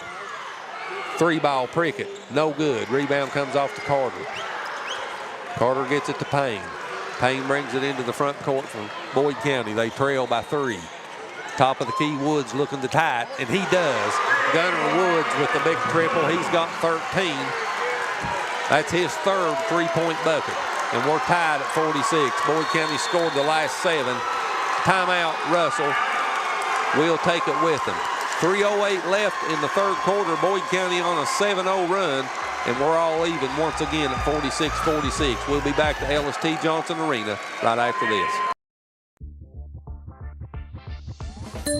It's Tech Madness at Appalachian Wireless, and these deals, they're next level. We're taking $700 off select devices, or bundle your tech to get savings up to $1,100 off in tech savings. Those are some prime time savings. From phones to accessories, everything you need to stay connected is right here and ready to help you score big during our Tech Madness. But don't wait. These deals won't last forever. Head to your nearest Appalachian Wireless retail location or visit us online at AppalachianWireless.com to find out more. Because when it comes to wireless, we're always here to help you save big. Because we are you, we are Appalachian Wireless. Stanifer Builders is the area's best general contracting and paving company, serving you since 1965. We are family owned and operated and ready to meet your needs. Our experienced staff has the expertise to do the job right, no matter the size. We offer commercial and residential paving without the hassle of a big contractor. We also now offer dirt work services. Call us today for your free estimate. Stanifer Builders is a proud supporter of local high school sports. Good luck to all athletes this season. Well, this game's been all about sevens. The biggest lead in the game for each team has been 7 points. Russell was down by 7, scored 7 straight to come back and tie it in the second quarter and then go ahead at the break. Boyd County was down 7. They've scored the last 7 and tied it up at 46.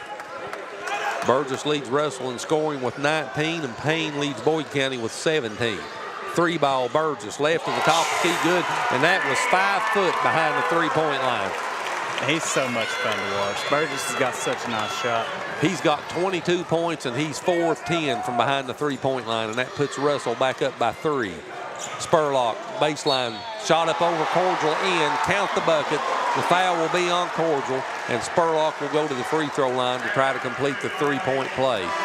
Cordial picks up his second foul, and with 2:45 left on the clock, that brings us to the media timeout in the third quarter, the SpreeTV media timeout. 49-48, Russell with the 1-point lead, and Jacob Spurlock will try to tie it up with a free throw when we come back. At Juniper Health, great care begins with people you know, familiar faces.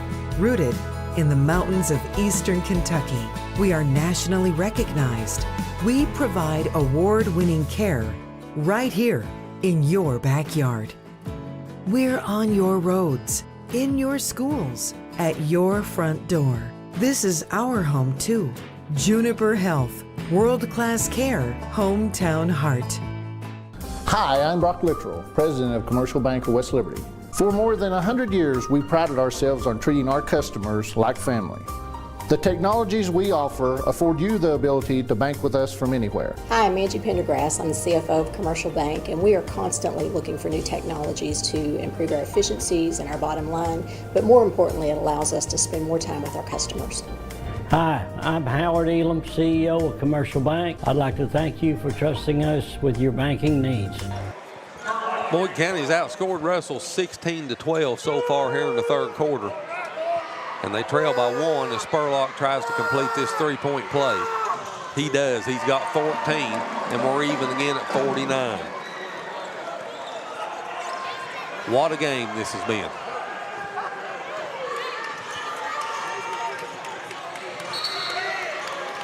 We've had 10 ties in this basketball game. And that's a foul on Woods.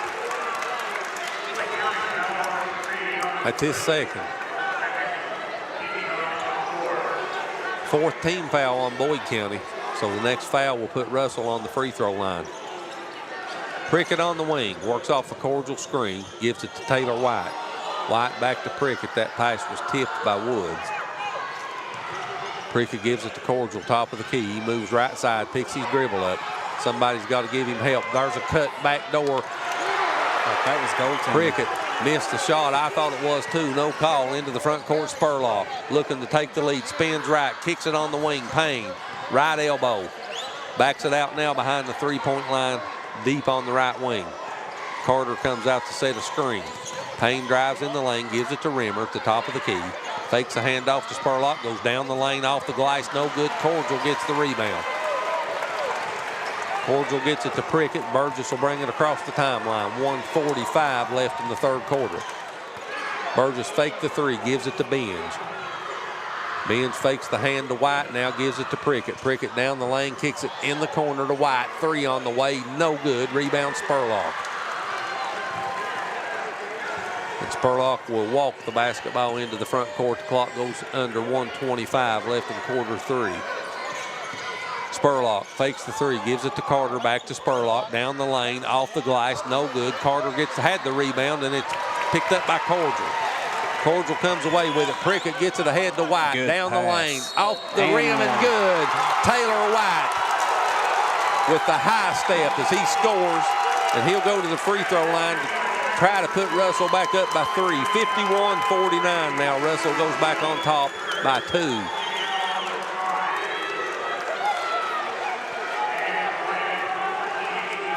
White with 4 points now for Russell, and he's 2 of 2 from the free throw line. So you can feel the life kind of breathe back into the Russell crowd here. That foul was on Gunnar Woods. That was his 3rd. Carter gets the rebound on the missed free throw, and Russell leads by 2 as Payne brings it into the front court, and the clock goes down under a minute left here in the 3rd quarter.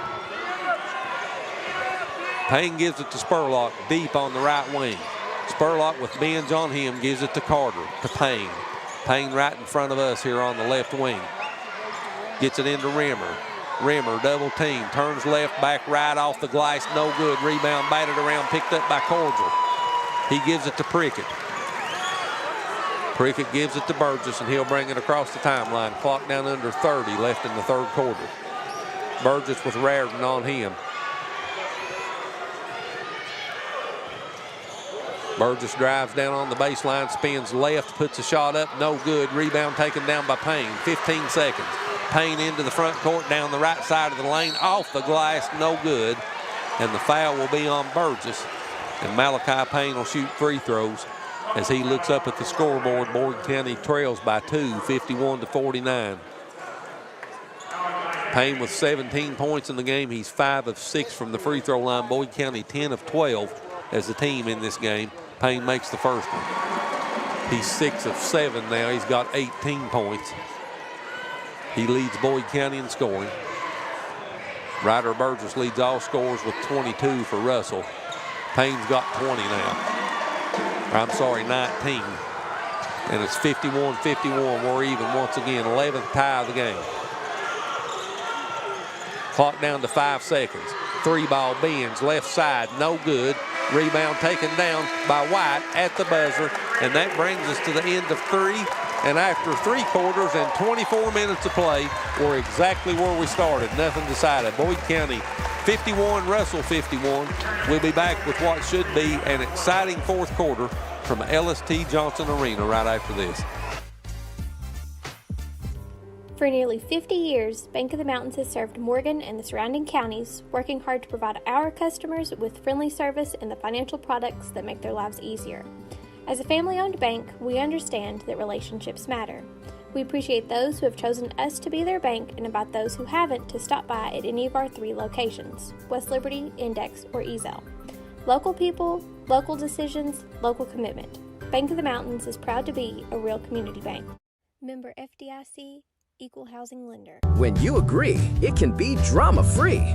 Uncontested divorces starting at $500. Simple, straightforward, statewide. Call attorney John D. Lewis Jr., 113 Main Street, Sandy Hook. This is an advertisement. Back here at LST Johnson Arena, and we're all square at 51 as we go to the 4th quarter. We've had 4 lead changes and 11 ties in this basketball game.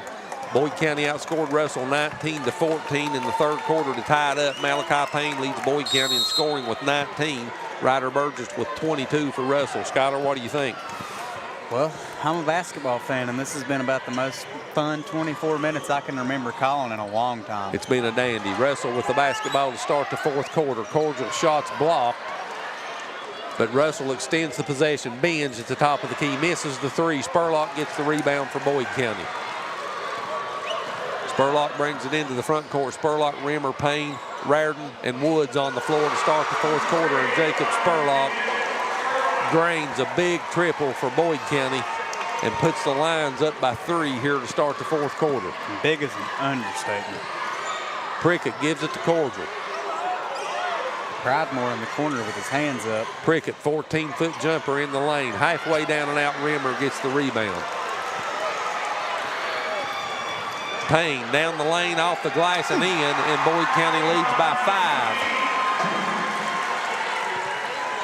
So Russell had a 7-point lead about midway through the third quarter. Boyd County's outscored them by 12 since then.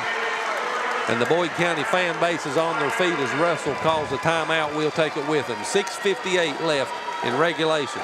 Boyd County scored the first 5 to start the fourth quarter, 56-51.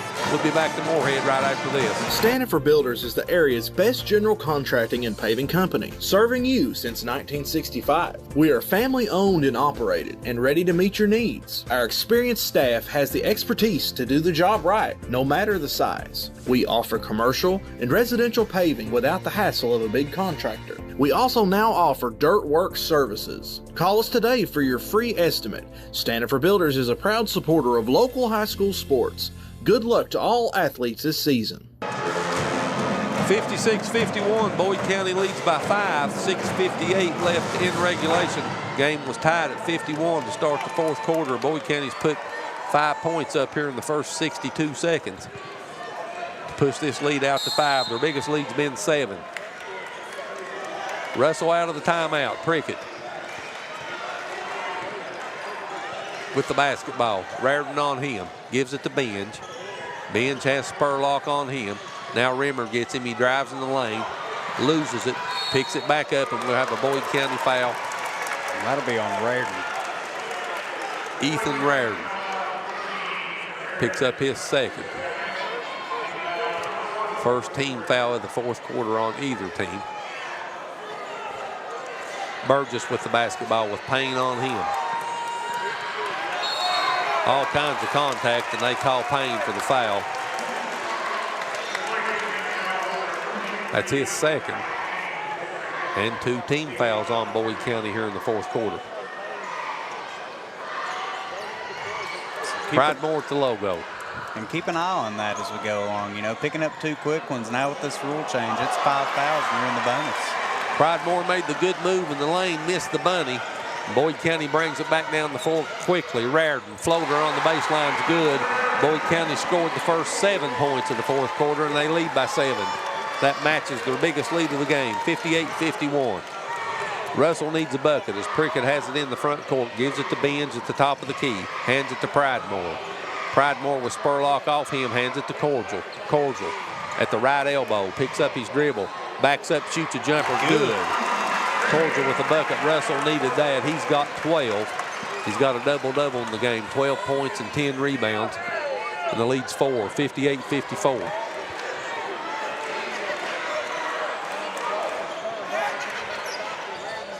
Three, top of the key, Ethan Raritan. And the lead's back to 7, 61-54. Raritan with 6 now for Boyd County. And that was a triple that Cordial hit there a minute ago, too, for Russell. Benj throws it underneath, and it goes out of bounds off of Prickett's foot over to Boyd County.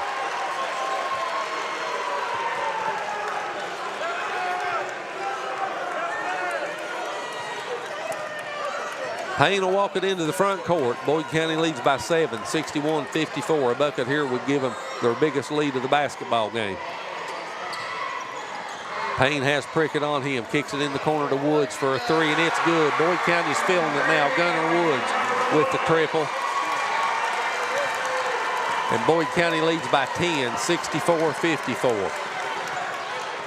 Prickett backs it out on the wing, throws it on the logo to Benj. Benj directs traffic with Spurlock on him. Drives down the lane, and a whistle stops the play. We'll have a foul on Boyd County. And that's on Spurlock. That'll be his 3rd, and the 3rd team foul on Boyd County. 4:39 left on the clock as Prickett will toss it in for the Red Devils. They trail by 10.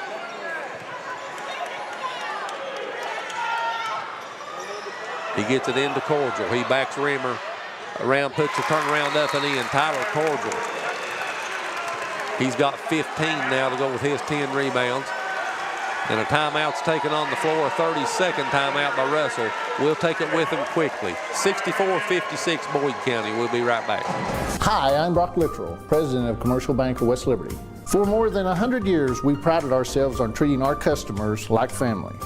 The technologies we offer afford you the ability to bank with us from anywhere. Hi, I'm Angie Pendergrass. I'm the CFO of Commercial Bank, and we are constantly looking for new technologies to improve our efficiencies and our bottom line, but more importantly, it allows us to spend more time with our customers.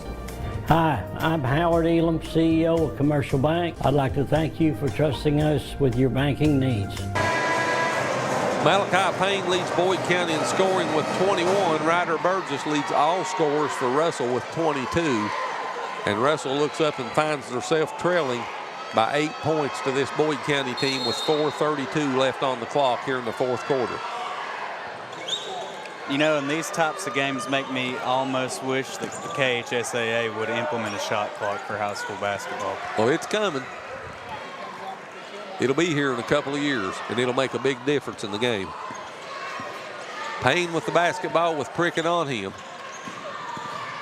Gives it on the wing to Woods. Woods with Burgess on him, drives in the lane, kicks it to Rimmer on the wing, back to Raridan. Raridan picks up his dribble, goes back to Rimmer. Rimmer will bring it out on top and hand it to Payne. Payne drives down the lane, puts a shot up and in. Malachi Payne with 23. He leads all scorers now. Boyd County goes back up by 10, 66-56. Prickett in the front court. And that foul will be on Raridan for Boyd County. That's his third. So Spurlock, Woods, and Raridan all with 3 fouls each now for Boyd County. That's the 4th team foul on the lines. 3-point shot by Cordial, no good. Payne gets the rebound. Payne brings it into the front court. Look at that pass to Rimmer, and he puts it up and in. Payne with the assist, Rimmer with the bucket, and Boyd County's pulling away. Biggest lead of the game, 68-56. Pridemore with the basketball. Drives down on the baseline, picks up his dribble, comes back out on top to Benz. Benz down the lane over Rimmer, good. And the foul will be on Rimmer, and Caden Benz will go to the free throw line to try to complete the 3-point play. Benz with 6 points in the game now for Russell. He's been to the free throw line twice this evening. He's made 1 of them. Taylor White checks back into the lineup for Russell. For Pridemore. 62.5% during the regular season for Benz. He makes it. He's 2 of 3 in the game. He's got 7. And the lead's down to 9. 68-59. Payne brings it into the front court.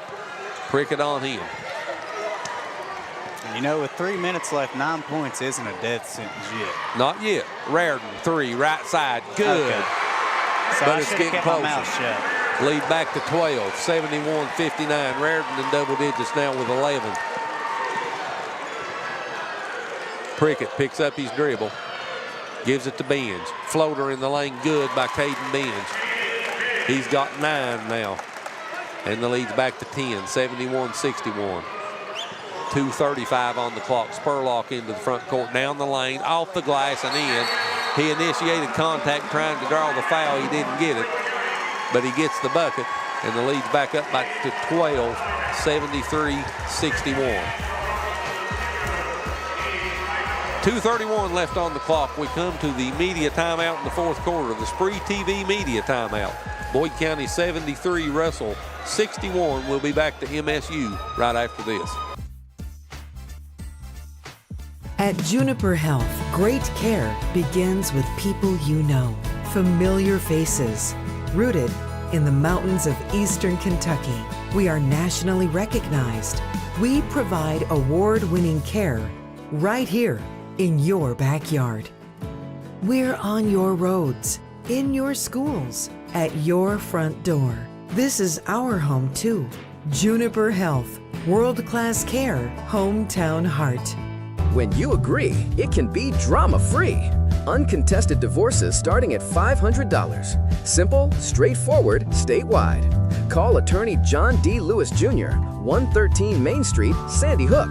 This is an advertisement. Well, we was tied at the end of 3 quarters. Boyd County's outscored Russell 22-10 here in the 4th quarter.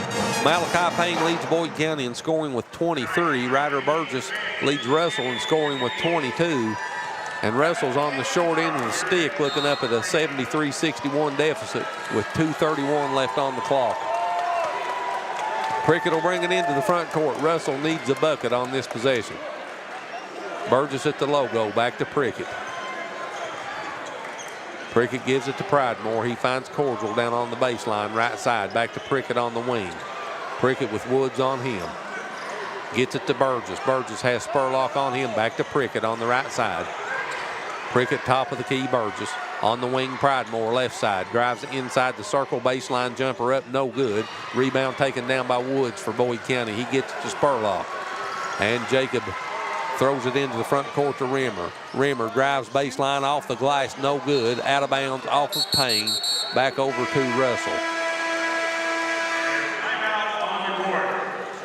So a full timeout taken again. 1:48 left on the clock. 73-61 Boyd County. We'll be back to Ellis T. Johnson Arena in 60 seconds.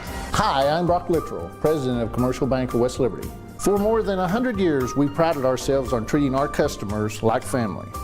The technologies we offer afford you the ability to bank with us from anywhere. Hi, I'm Angie Pendergrass. I'm the CFO of Commercial Bank, and we are constantly looking for new technologies to improve our efficiencies and our bottom line, but more importantly, it allows us to spend more time with our customers. Hi, I'm Howard Elam, CEO of Commercial Bank. I'd like to thank you for trusting us with your banking needs. For nearly 50 years, Bank of the Mountains has served Morgan and the surrounding counties, working hard to provide our customers with friendly service and the financial products that make their lives easier. As a family-owned bank, we understand that relationships matter. We appreciate those who have chosen us to be their bank and invite those who haven't to stop by at any of our 3 locations, West Liberty, Index, or Ezel. Local people, local decisions, local commitment.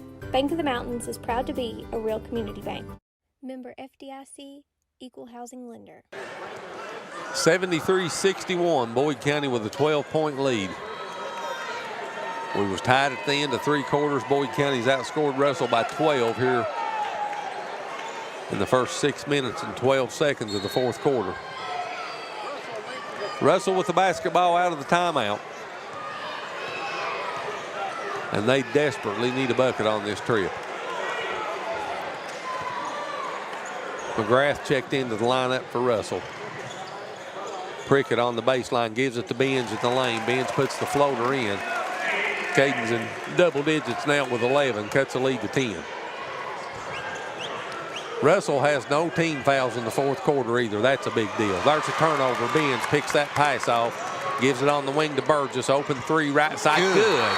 Ryder Burgess with 25 now, and Russell scores 5 right quick and cuts the lead to 7, 73-66. Timeout taken by Russell. It's a full timeout. We'll take it with him. 1:16 left on the clock. 73-66 Boyd County. We'll be back right after this. At Juniper Health, great care begins with people you know. Familiar faces, rooted in the mountains of eastern Kentucky. We are nationally recognized. We provide award-winning care right here in your backyard. We're on your roads, in your schools, at your front door. This is our home too. Juniper Health, world-class care, hometown heart. When you agree, it can be drama-free. Uncontested divorces starting at $500. Simple, straightforward, statewide. Call attorney John D. Lewis Jr., 113 Main Street, Sandy Hook. This is an advertisement.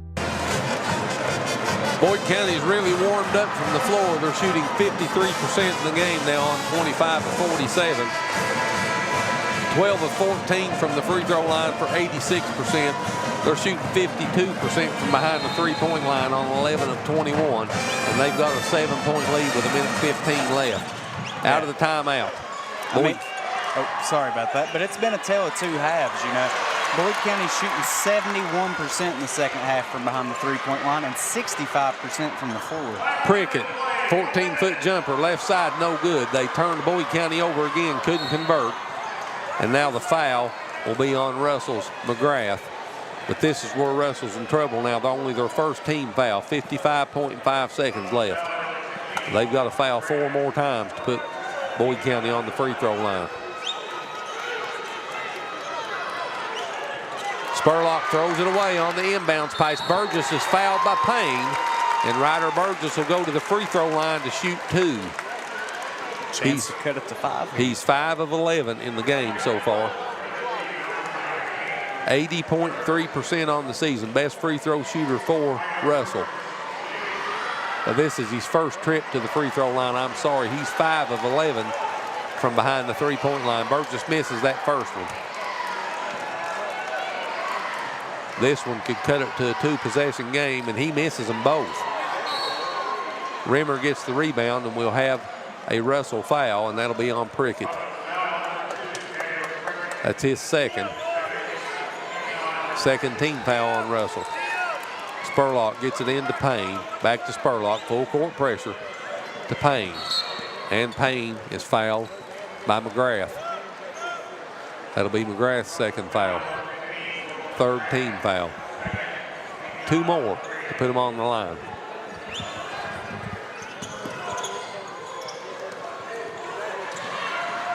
Spurlock brings it across the timeline, and McGrath will foul him.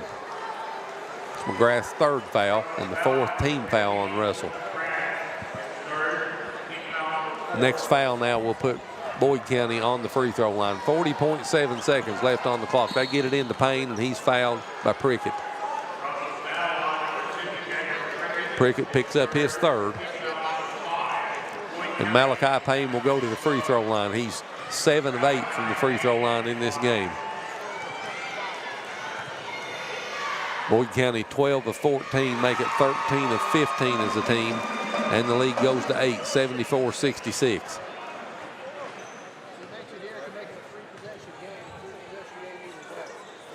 Misses the second.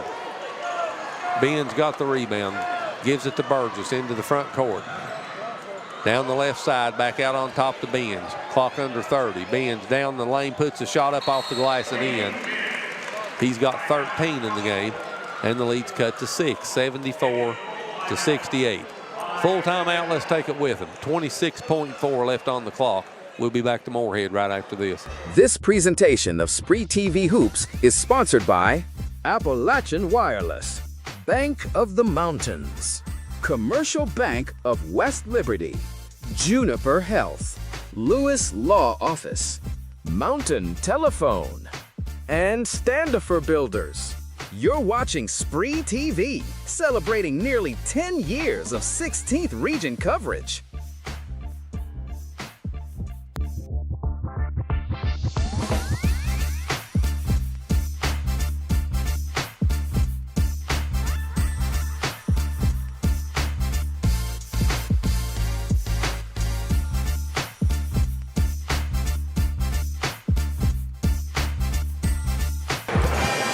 Boyd County leads by 6, 74-68 with 26.4 ticks left on the clock. That's all that stands between them and a trip to tomorrow night's championship game if they can hang on to this 6-point lead. Winner of this game will face the winner of Raceland and Ashland. That game will come up 25 minutes after the completion of this one. You know, and if Boyd County does hang on to this lead and Russell goes home, it's nothing to hang their head about. And listen to what they have returning next year. Gabe Pridemore, Jagger Prickett, Ryder Burgess, Caden Binge. Tyler Cordial's the only one that's graduating for them and starting. Well, they're going to have a heck of a team next year, too. You know, and Gabe Pridemore's a junior. So Jagger, Ryder, and Caden both all have, 2 more years after this. They're young. They're going to be around. You better get used to hearing the Red Devils' name because they're going to be here a lot. McGrath picked up that foul. Rimmer's on the free throw line. He makes his first one. Rimmer has 5 in the game. First trip to the charity stripe this evening for Caleb. 69.7% on the season. Rimmer misses the second. Cordial gets the rebound. 22 seconds on the clock. 7-point Boyd County lead. In the corner, 3 by McGrath is blocked. Out of bounds by Gunnar Woods.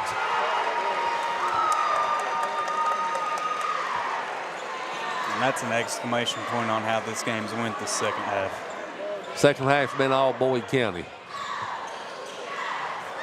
Prickett gets it into Burgess. Deep three, left side, good. Ryder Burgess.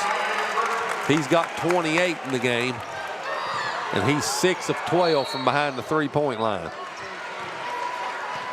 8.3 seconds on the clock, and we'll walk to the other end to shoot free throws. Prickett picks up the foul. That's his 4th.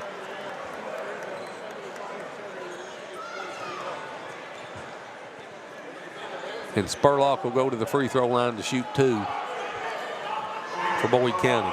3 of 3 on the evening. Boyd County 13 of 16 as a team from the free throw line.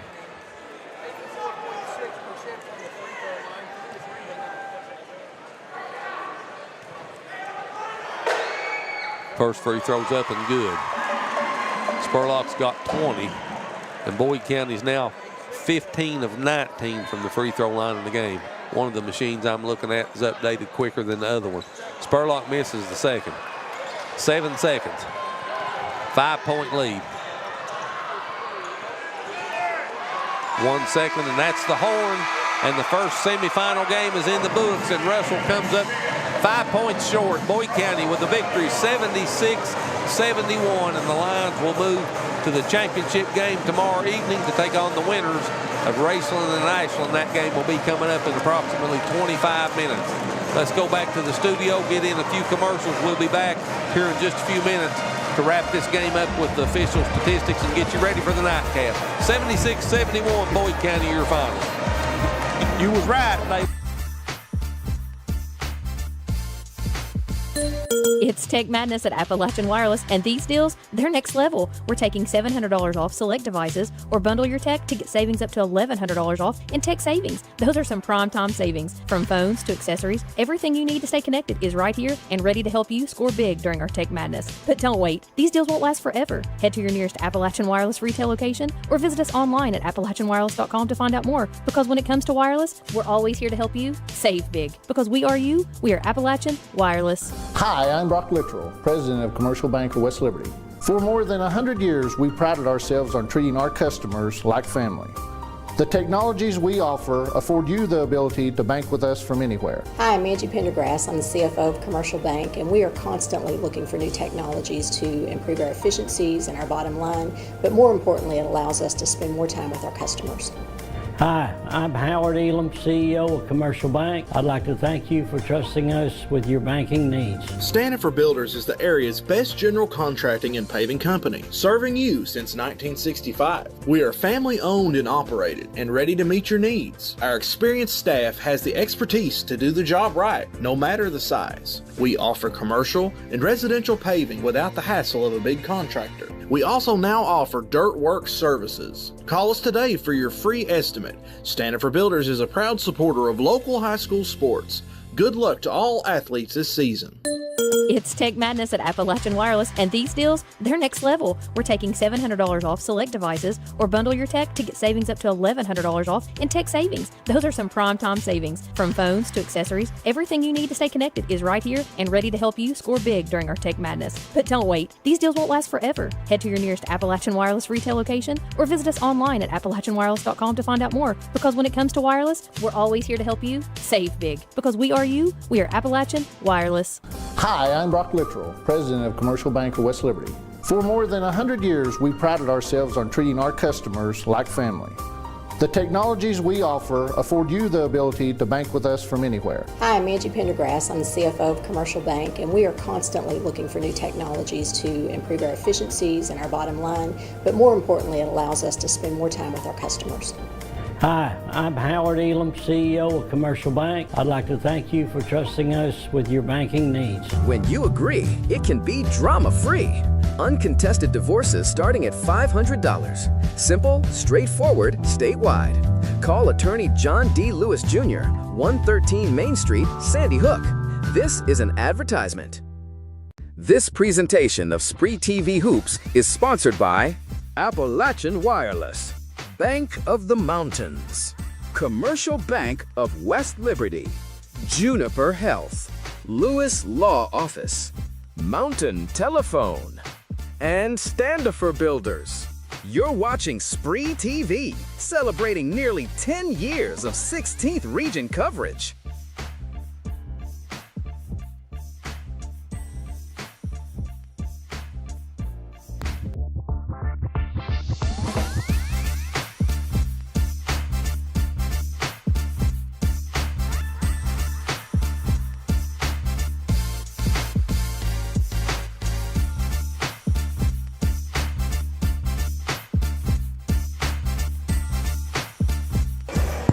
Back here at Ellis T. Johnson Arena, Boyd County defeats Russell 76-71 here just a few moments ago to advance to the championship game tomorrow evening. They'll take on the winners of this second game between Ashland Blazer and Raceland. Both of those teams are on the floor warming up, and the head coaches of both teams will be interviewed by Stephen Gullett here in about a little over 4 minutes. Skylar, what's your thoughts on game one? Well, you know, the scoreboard didn't really reflect the game here. Russell out-rebounded Boyd County 41-26, and Boyd County came out in the second half, shot 5 of 7 from behind the three-point line, and was shooting like 60% from the field.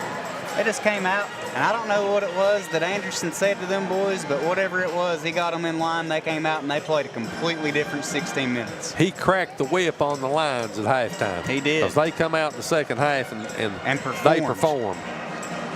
You know, if you would look at this stat sheet of this first game, and I hid the scoring column on you, and you just looked at some of these stats, the first thing you would say is, well, how bad did Russell beat Boyd County? As Skylar said, they out-rebounded Boyd County by 15, 41-26. Russell had 21 offensive rebounds. Boyd County only had 26 total rebounds for the game. Listen to this. Russell had 19 more shots from the floor than Boyd County did. Russell was 28 of 66. Boyd County was 25 of 47. And yet, Boyd County wins this basketball game. Boyd County had more turnovers than Russell at 9-7. And yet, Boyd County wins the game. They found a way to win, and they won it by shooting the rock in the second half. They did. Taking a look at the official final statistics in this game first for Boyd County, they shot 53.2% from the floor for the game, 25 of 47. From behind the three-point line, 52.4%, 11 of 21. 75% from the free throw line, 15 of 20. Malachi Payne led Boyd County in all scores with 24 points. He had 9 assists as well. 20 points for Jacob Spurlock, 9 rebounds, 3 assists, and a block to go with his 20 points. 16 for Gunnar Woods. Woods was 4 of 5 from behind the three-point line, and 11 points for Ethan Raritan. Raritan was 3 of 5 from behind the three-point line. Only the 5 starters scored for Boyd County, all 76 of their points. Russell shot 42.4% on 28 of 66. They were 8 of 23 from behind the three-point line, 34.8%, and 7 of 12 from the charity stripe for 58.3%. Russell was led in scoring by 28 points from Ryder Burgess. He led all scorers with 28. He was 6 of 12 from behind the three-point line and had 2 steals to go with those 28 points. 15 points for Tyler Cordial. He had a double-double, 15 points and 12 rebounds. 13 points for Caden Benz. Benz had 6 rebounds to go with those 13 points. 7 points for Jagger Prickett. Prickett had 9 rebounds, 9 assists, and 2 steals to go with those 7 points. 4 points for Gabe Pridemore, 5 rebounds and 1 assist with his 4 points, and 4 points for Taylor White and 2 assists to go with his 4. Rounds out the 71 in scoring for Russell.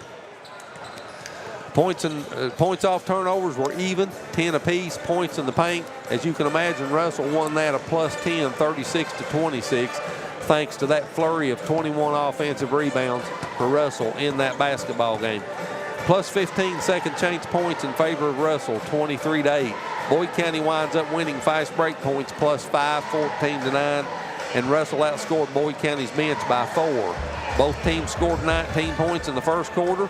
Russell outscored Boyd County by 5, 18-13 in the second quarter to take a 27-22 lead to the locker room. But in the second half, Boyd County came out and did they perform, outscoring Russell 44-34 to win by 5. We'll now go to half court, and Stephen Gullett will have head coach Ryan Bonner of Ashland. I'm going to go take a leak. You need anything? Water or anything? Nope, I'm good. We are courtside with Coach Bonner here of Ashland Tomcats.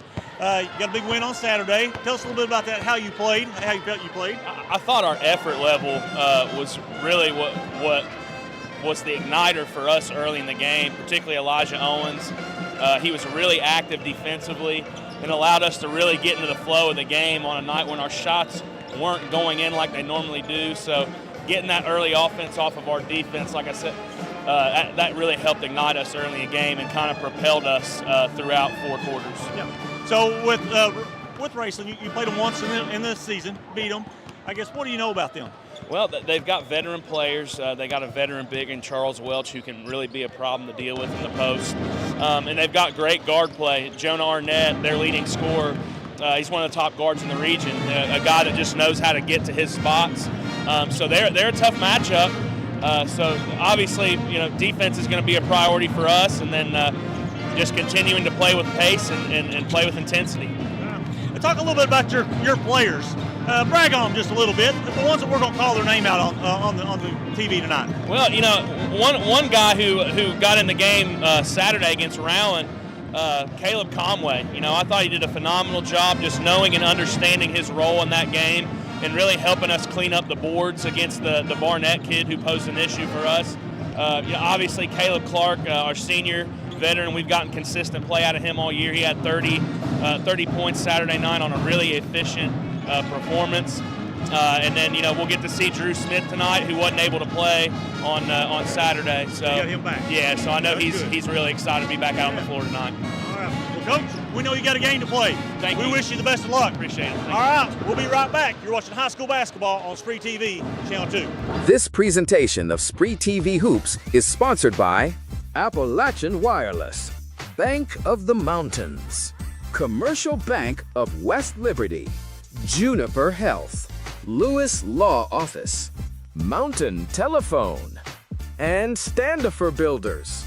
You're watching SpreeTV, celebrating nearly 10 years of 16th region coverage.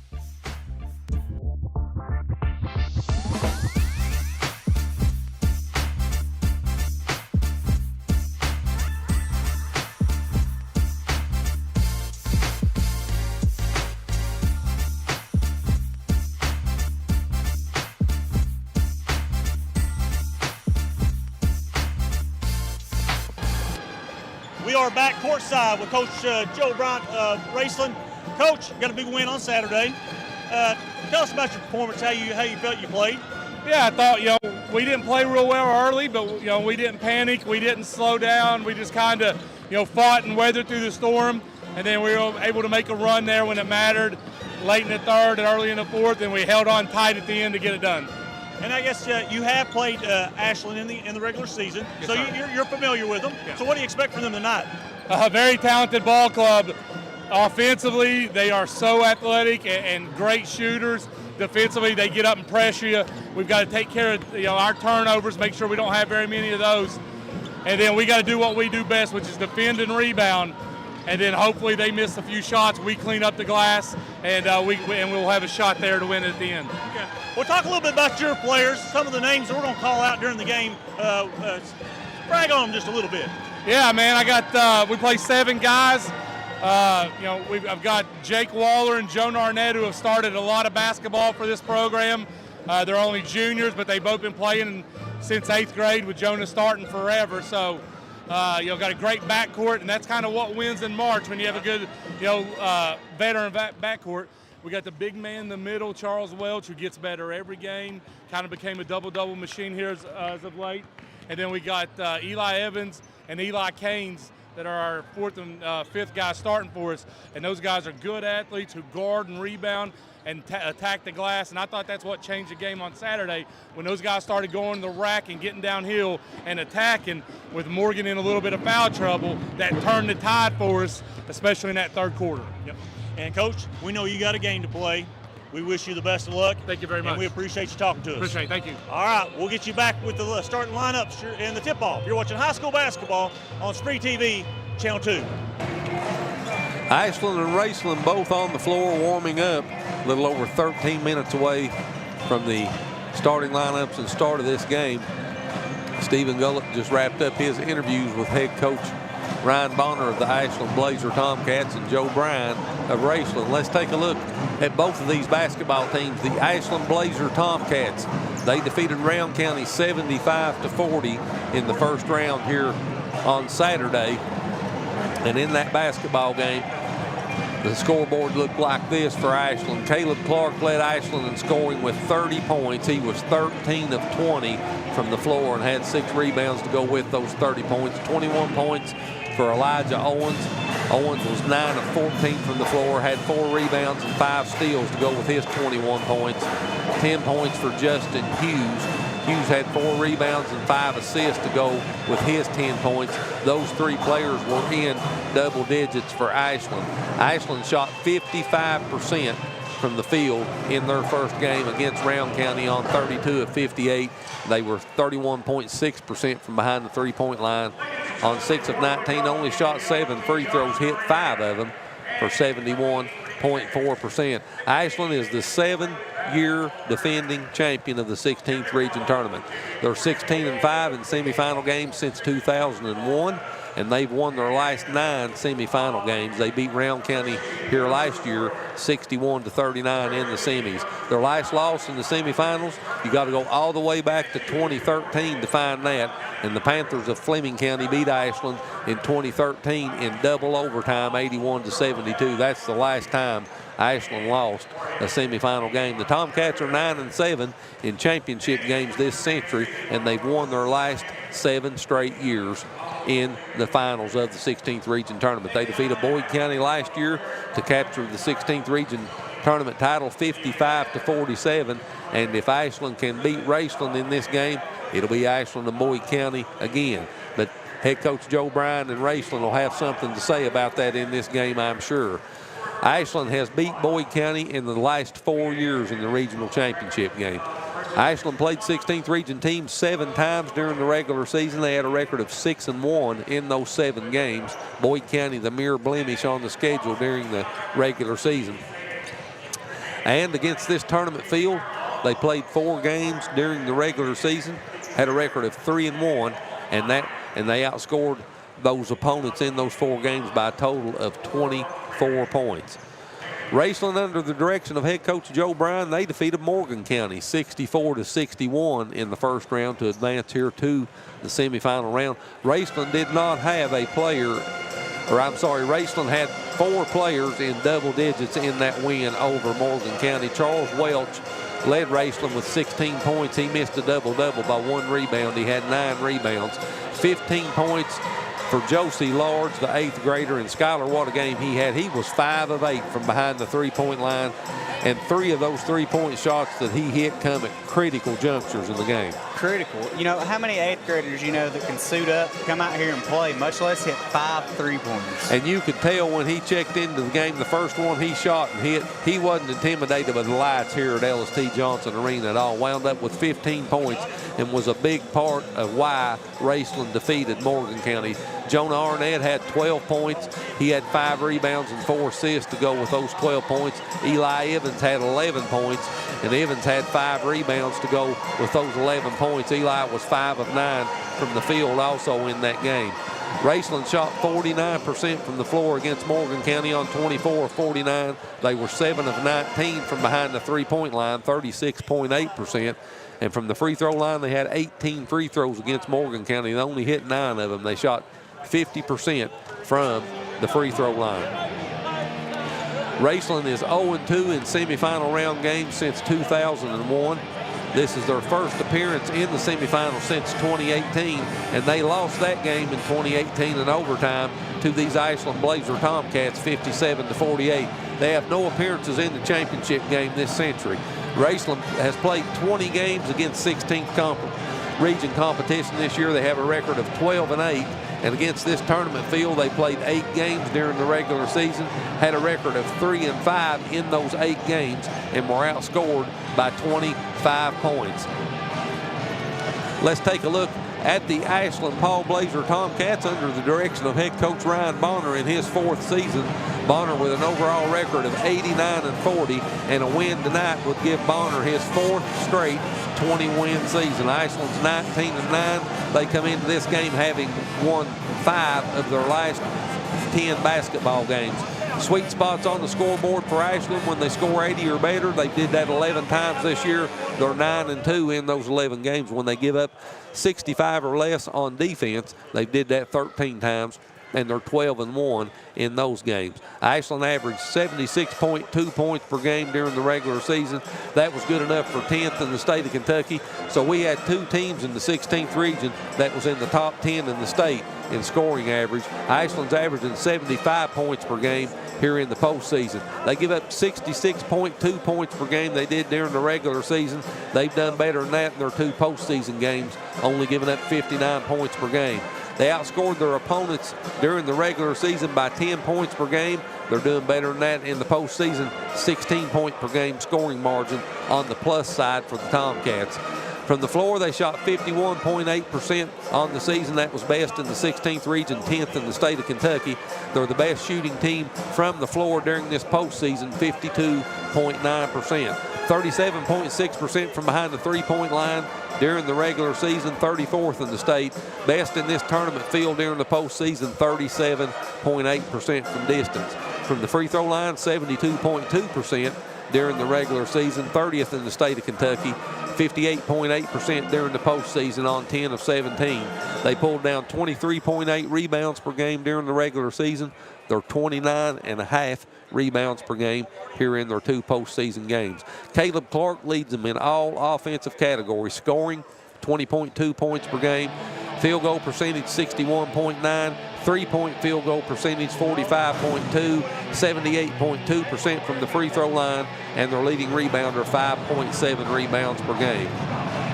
They've still not posted the starting lineups for Ashland, so I don't know if Drew Smith is starting tonight or not. The other 4 starters for Ashland will be number 2, 6'3" sophomore Justin Hughes. Hughes averaging 8.6 points per game. Number 3, 6'2" junior Elijah Neal. Neal averaging 16 points per game, 4 rebounds. Number 5, 6'3" sophomore Elijah Owens averaging 11 points per game, pulling down 1.4 rebounds per game. And number 32, 6'4" senior Caleb Clark. Clark leading every offensive category. He leads Ashland in scoring at 20.2 points per game. And again, I don't know if Drew Smith is starting or not. Well, they've just posted the starting lineups, and Drew Smith is starting for Ashland. So number 12, 6-foot senior Drew Smith will round out the starting lineup, 18.9 points per game. 3.4 three-point field goals made per game for Smith, and that's good enough for 17th in the state of Kentucky. So for Ashland, Justin Hughes, Elijah Neal, Elijah Owens, Drew Smith, and Caleb Clark. For the Raceland Rams, under the direction of head coach Joe Bryan in his 5th season, Bryan has an overall record of 83-70 at Raceland, and Raceland is 20-11 coming into this game. They're 7-3 their last 10, and this is back-to-back 20-win seasons for Raceland and the head coach Joe Bryan. Sweet spots on the scoreboard for the Rams. They score 65 or better. They did that 12 times. They're 9-3 in those 12 games. Defense gives up 55 or less. They did that 16 times, and they've won 14 of those games, 14-2. Team averages, Raceland averaged 63.1 points per game during the regular season. District championship and regional tournament action on all the postseason numbers for them. 54.5% is what they're averaging in the postseason in scoring. Defensively, they gave up 56.4 points per game during the regular season. They're giving up 59 points per game in the postseason. They outscored their opponents by 6.7 points per game during the regular season. They're being outscored an average of 4.5 points per game in the postseason. They're the only team left in the tournament field with a negative point differential in the postseason. From the floor, the Rams shot 46% during the regular season, 48.8% in the postseason. From behind the three-point line, 35% regular season, 32.4% in the postseason. From the free throw line, the Rams shot 69.8% during the regular season, got there an average of 14 times per game. They're shooting only 53.8% in their last 2 postseason games on 14 of 26. They pulled down 29.9 rebounds during the regular season. 27.5 is what they've averaged in their last 2 postseason games. Team leaders for Raceland: Jonah Arnett, the leading scorer, 17.3 points per game. Charlie Welch leads them in all other categories. Field goal percentage, 57.6. Three-point field goal percentage, 46.4. From the charity stripe, 81.4%. And from rebounding, he's pulling down 6.9 rebounds per game. Starting lineup for Raceland: number 1, 6-foot senior Eli Caines. Caines at 6.9 points per game, 50.7% from the floor. Number 3, 6-foot junior Eli Evans. Evans at 6 points per game, 53.7% from the floor, 3.8 rebounds per game. Number 10, 6-foot junior Jacob Waller. Waller, 7 points per game, 62.1% from the charity stripe, 39.9% from the floor. Number 12, 6-foot junior Jonah Arnett. Arnett, the leading scorer, 17.3 points per game, and he shoots 45.2% from the floor. And number 52, 6'7" senior Charlie Welch. Welch at 9.9 points per game and pulls down 6.9 rebounds per game. Both of those and that leads the Rams in rebounding. So again, for Raceland, Eli Caines, Eli Evans, Jacob Waller, Jonah Arnett, and Charles Welch. These teams met back on the 17th of February at Ashland. Ashland won that game 66-54. Jonah Arnett led Raceland in scoring in that game with 16. Charlie Welch had 12. And Clark led Ashland in scoring with 27 points and 7 rebounds. Head-to-head in this series since 1935. These teams have met 40 times. Ashland has a record of 37-3 in those 40 meetings since 1935. They've won the last 7 meetings head-to-head, 9-1 in their last 10, and in regional tournament competition since all the way back in 1935. These teams have only met 4 times. All 4 of those times have been since 1994. Ashland's won them all, 4-0.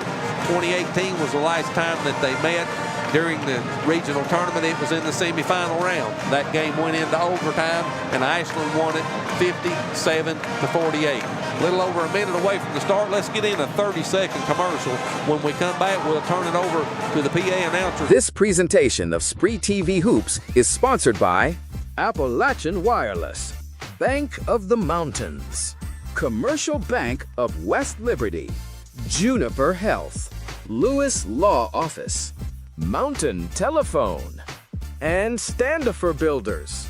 You're watching SpreeTV, celebrating nearly 10 years of 16th region coverage.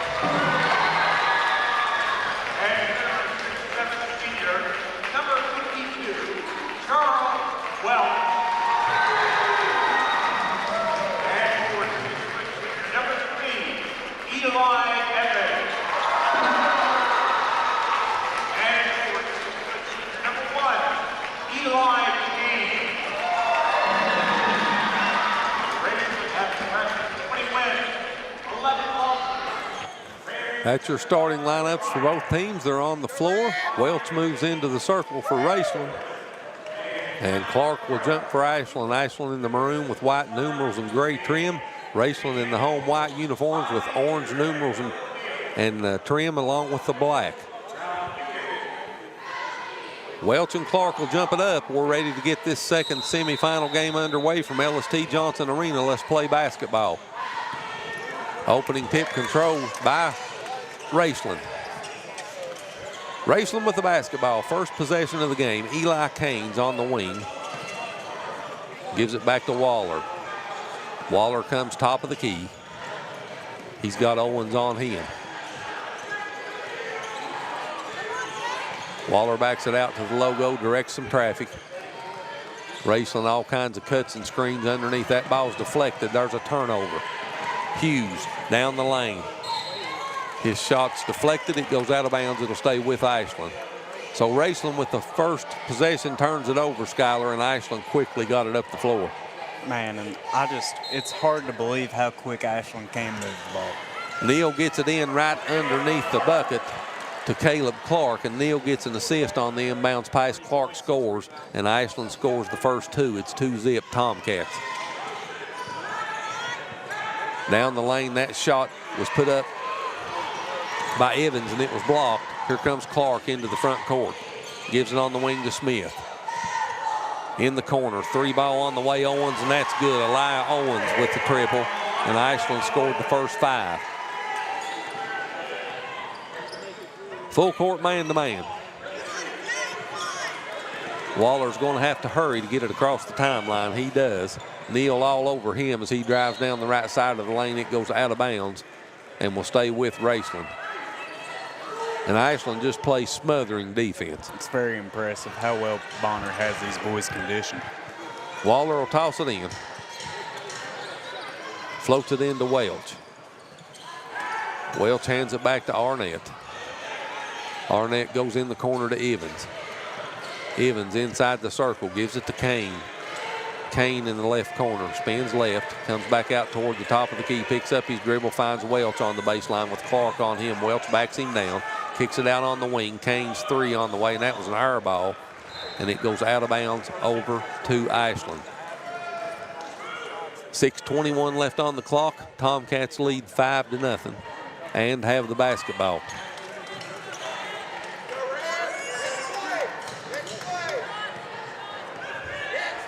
Clark gets it into Neal. Neal will bring it into the front court. Neal with Waller on him, gives it to Hughes. Hughes comes near side to Owens. Now back out on top to Clark. Clark thought about that 3. Neal kicks it to Clark. Clark down the lane, over Welch, off the glass and in.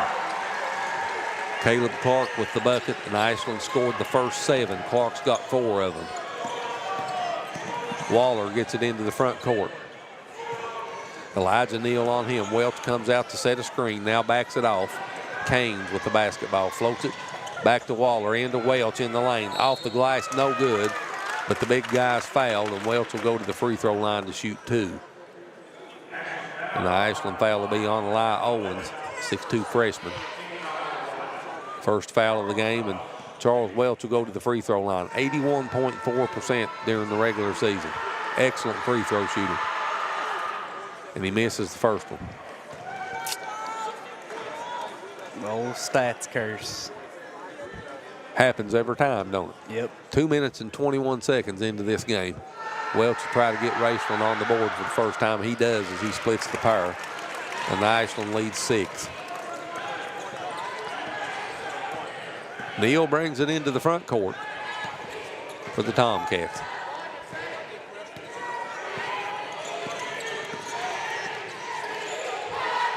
Owens in the corner.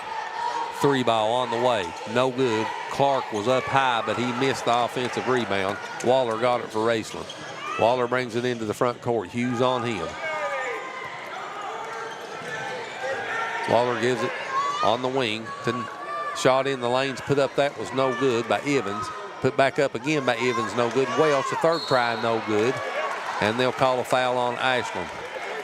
So Raceland with 3 cracks at it there and couldn't score. But Welch, I believe, will shoot free throws. And that's what Raceland's going to have to do tonight. They're going to have to beat and bang, get offensive rebounds, and just play good basketball. They're going to. I agree with you. They're going to have a lot more attempts than what Ashland than what Ashland does to keep it close. As Strader checks into the lineup for Raceland. Or I'm sorry, that was Large, the 8th grader. That shot's up and no good by Waller. But Jacobs fouled, and he'll go to the free throw line to shoot 2. And that foul was on Strader that just checked in for the Tomcats. Large is not in the lineup. It is Strader for Ashland. First free throw's up and good for Waller. Lead cut to 5. Waller makes them both. Leads 4 for Ashland, 7-3. Neal in the front court for the Tomcats. Gives it on the wing to Strader. Strader gives it to Clark at the logo.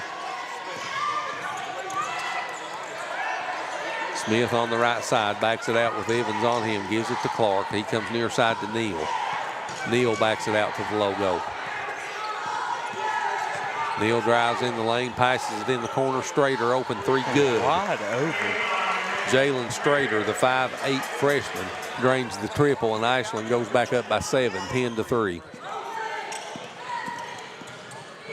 Waller kicks it in the corner to Evans. He drives inside the circle, in the lane. Gives it to Welch on the wing. 3 ball on the way, no good. And it goes out of bounds to Ashland.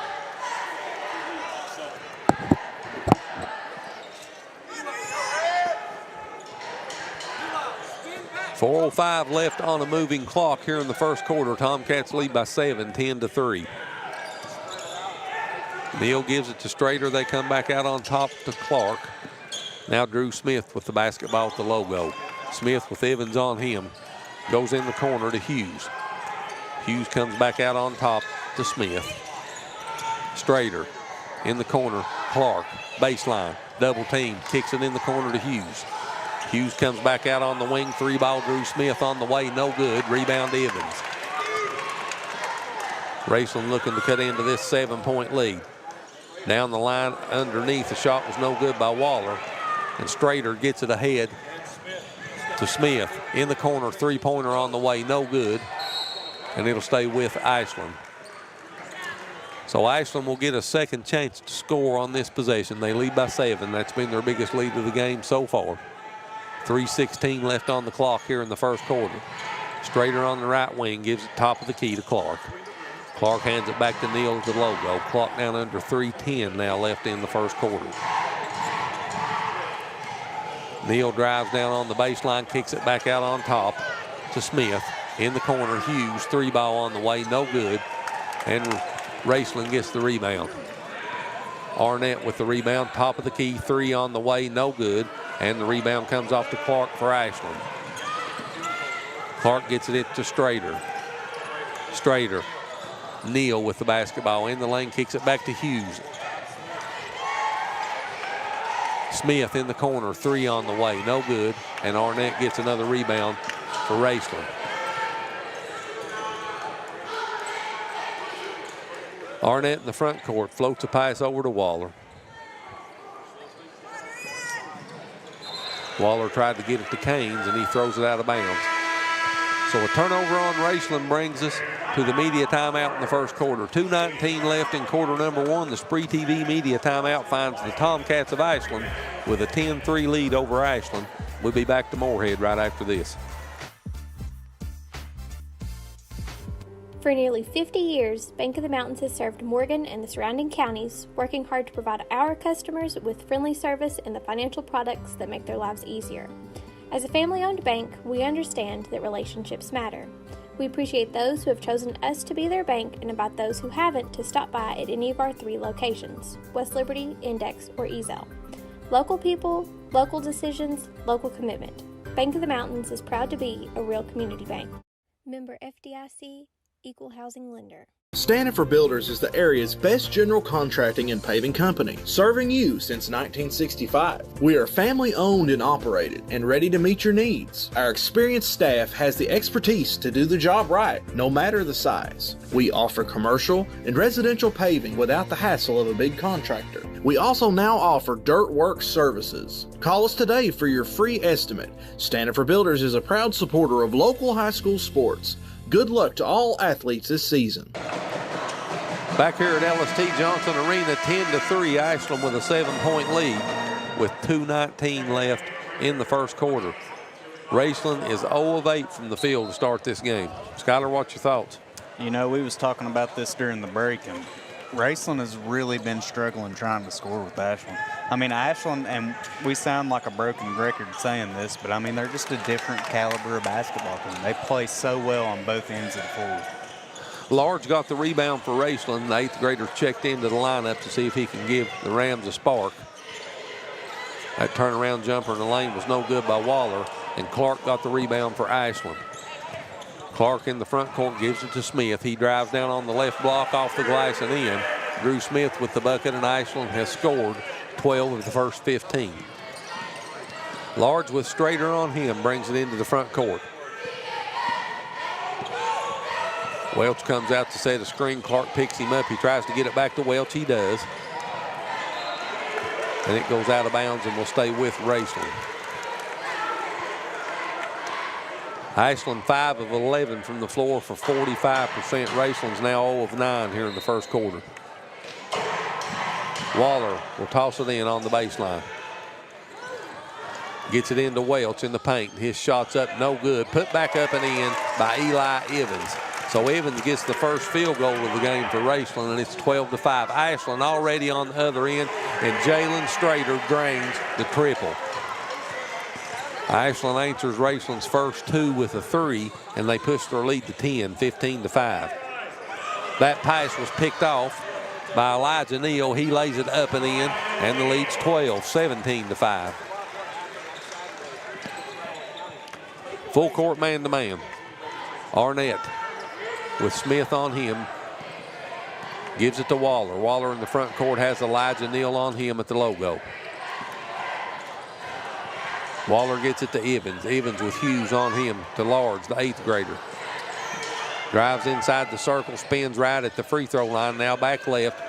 Tried to get it to Arnett. It goes out of bounds off of Ashland.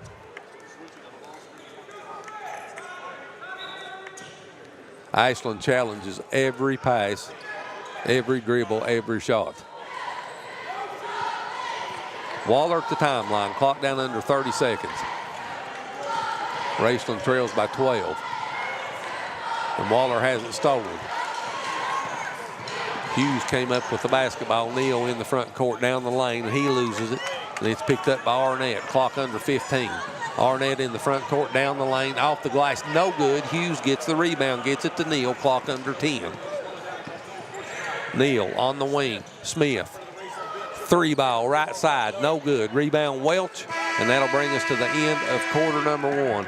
A good first quarter for head coach Ryan Bonner and the Ashland Blazer Tomcats. 17-5 Ashland. We'll be back to LST Johnson Arena with the second quarter in 60 seconds. It's Tech Madness at Appalachian Wireless, and these deals, they're next level. We're taking $700 off select devices, or bundle your tech to get savings up to $1,100 off in tech savings. Those are some prime time savings. From phones to accessories, everything you need to stay connected is right here and ready to help you score big during our Tech Madness. But don't wait. These deals won't last forever. Head to your nearest Appalachian Wireless retail location or visit us online at AppalachianWireless.com to find out more. Because when it comes to wireless, we're always here to help you save big. Because we are you, we are Appalachian Wireless. Hi, I'm Brock Littrell, President of Commercial Bank of West Liberty. For more than 100 years, we prided ourselves on treating our customers like family. The technologies we offer afford you the ability to bank with us from anywhere. Hi, I'm Angie Pendergrass. I'm the CFO of Commercial Bank, and we are constantly looking for new technologies to improve our efficiencies and our bottom line, but more importantly, it allows us to spend more time with our customers. Hi, I'm Howard Elam, CEO of Commercial Bank. I'd like to thank you for trusting us with your banking needs. 17-5 Ashland with the 12-point lead as we go to the second quarter. Jalen Strader leads Ashland in scoring with 6. Eli Evans has 2 points along with Jacob Waller to lead Raceland in scoring. And Skyler, the first quarter was all Tomcats. All Tomcats. Looking like a warm-up out here for them. To the second quarter we go. Neal with the basketball, Ashland with the first possession. Neal at the top of the key comes on the wing to Smith. Smith drives down in the lane, kicks it back in the corner to Hughes. He goes in the paint. Brings it back outside to Smith. Smith will take the three, and it's good. Drew Smith with the triple. He shot 40.7% from behind the three-point line during the regular season. And Ashland's up by 15, 20-5. Ashland's 4 of 10 from behind the three-point line to start this game. Raceland's 1 of 12 from the floor. It'll stay with Raceland. Waller will toss it in. Gets it into Canes. Back to Waller. His shot's up and in. Count the bucket. And Jacob Waller will try to complete the three-point play for Raceland. Elijah Neal picks up the foul for Ashland. It's his first, team's first. Jacob Waller, the 6-foot junior, makes the free throw, completes the three-point play, cuts the lead to 12, 20-8. Welch checks back into the lineup for Raceland for Evans.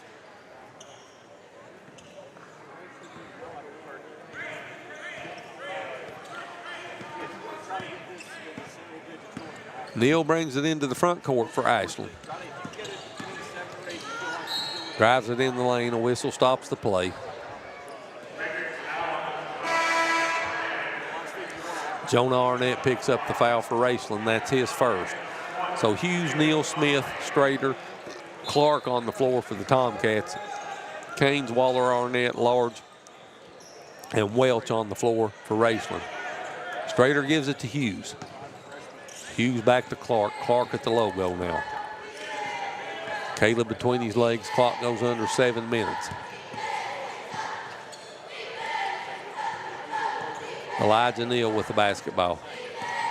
Drives it in the lane, spins right, puts a shot up off the glass. No good. And they call him for the travel. Second turnover of the game on the Tomcats. And Canes will toss it in for Raceland. Full court pressure for Ashland. He gets it into Arnett. Now they back off and go to man-to-man. Neal will pick Arnett up as he crosses the timeline. Arnett on the wing, dumps it down to Welch. On the block, off the glass and in. Welch with 3 now for Raceland. Cuts the lead to 10, 20-10. Already to the other end, and Clark hits the flying runner off the glass down the lane. Leads back to 12, 22-10. Turnover. Clark down the lane, off the glass and in. Clark with 4 straight points, and the lead's 14, 24-10. Head coach Joe Bryan's seen enough. He calls a timeout. We'll take it with him. 6:14 left in the first half. 24-10 Ashland. We'll be back to Moorhead in 60 seconds. When you agree, it can be drama-free. Uncontested divorces starting at $500. Simple, straightforward, statewide. Call attorney John D. Lewis Jr., 113 Main Street, Sandy Hook. This is an advertisement. At Juniper Health, great care begins with people you know. Familiar faces. Rooted in the mountains of eastern Kentucky, we are nationally recognized. We provide award-winning care right here in your backyard. We're on your roads, in your schools, at your front door. This is our home too. Juniper Health, world-class care, hometown heart. 24-10, Ashland with a 14-point lead with 6:14 left on the clock in the first half. Jacob Waller leads Raceland in scoring with 5. Caleb Clark leads Ashland in scoring with 8. Ashland's largest lead has been 15 points. That was at 20-5 at the 7:44 mark of the second quarter. Raceland has not led in this basketball game. Out of the timeout, Raceland will toss it in.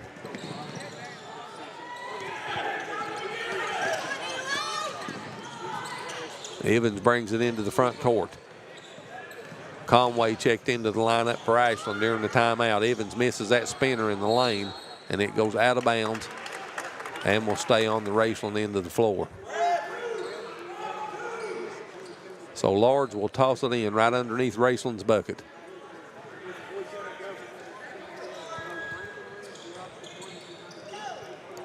He floats it into Welch, and Welch loses it. Clark picks it up, turnover Rams. Clark down the lane, off the glass, and in. And Clark's putting on an exhibition. 16-point lead. Welch on the other end, up and in, count the bucket. Clark with the foul, and Charlie Welch will go to the free throw line and try to complete the 3-point play for Raceland. Welch with 5 points now. It's 26-12. He's 1 of 2 from the free throw line. Make it 2 of 3. Welch has 6. And the lead's 13, 26-13. Strader gets it to Hughes, spins in the lane, kicks it back out to Clark. Clark inside the circle. Hughes top of the key jumper, no good. Goes out of bounds, back over to Raceland.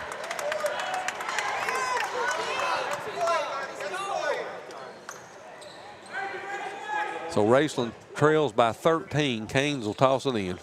Again, Ashland picks up full court. And he gets it into Evans. Evans with Hughes on him. Hands it to Arnett.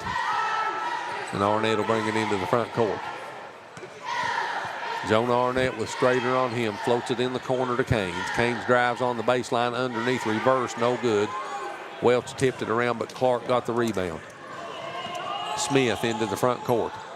Backs up at the top of the key, now drives right side of the lane, kicks it on the wing, 3-ball Neal on the way, no good. Rebound comes off to Large. Large brings it into the front court for Raceland. Strader picks him up, picks up his dribble, tried to find Canes, and that pass is picked off by Neal. Behind the back, across the timeline, down the lane, in the corner, 3 on the way for Ashland, good by Drew Smith. Elijah Neal's the true definition of a point guard. Lead 16, 29-13 Ashland. Welch on the right block. Spins left, puts a shot up, no good, gets his own rebound and scores. Charlie Welch with the offensive rebound and putback of his own shot. He's got 8, and the lead's 14. Clark gets it to Smith on the right wing. He drives inside the circle down to the right block, and it goes out of bounds and will stay with Ashland. As Waller checks back into the lineup for Raceland for Canes. Neal will toss it in on the baseline for Ashland. And he gets it into Clark right underneath the bucket. That's the second time they've done that. Neal with the assist on the inbounds pass, Clark with the bucket. He's got 12, and Ashland leads by 16, 31-15. Waller picks up his dribble, gets it to Large. The 8th grader dribbles in the lane, turns left, puts a shot up and in. And I'm telling you, I'm impressed with Large for Raceland. Yeah, he's a great ball player. You're going to hear his name a lot over the next 4 years. Neal in the lane, puts a shot up off the glass, acrobatic shot as he bounces off of Welch and scores. And the lead's 16. Neal with 4. Waller brings it across the timeline.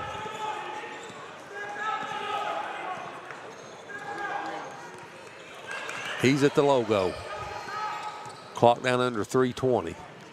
Down the lane, that shot was blocked, and then he puts it back up and in, but they call on the block a jump ball, and the possession arrow points to Raceland, so it'll stay on that end of the floor.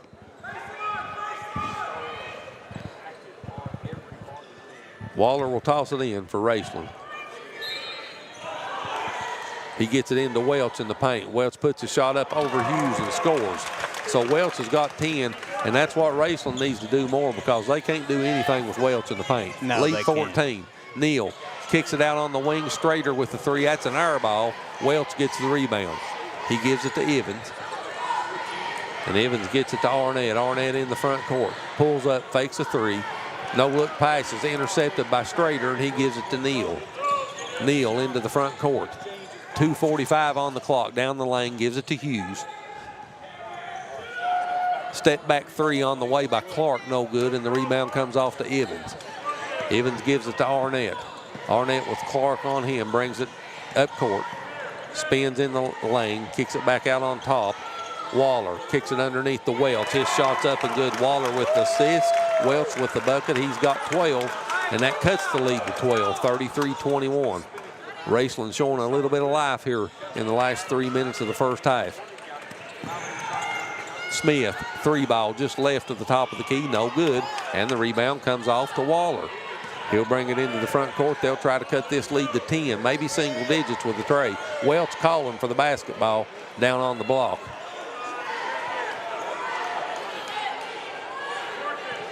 Waller drives just inside the circle, gives it to Evans. 3-ball left wing, Evans, no good. That was an air ball, and it goes out of bounds to Ashland. 1:46 left on the clock. We come to the media timeout in the second quarter. Eli Caines will check back in for Raceland when we come back after the SpreeTV media timeout. 33-21 Tomcats. We'll be right back. Hi, I'm Brock Littrell, President of Commercial Bank of West Liberty. For more than 100 years, we prided ourselves on treating our customers like family. The technologies we offer afford you the ability to bank with us from anywhere. Hi, I'm Angie Pendergrass. I'm the CFO of Commercial Bank, and we are constantly looking for new technologies to improve our efficiencies and our bottom line, but more importantly, it allows us to spend more time with our customers.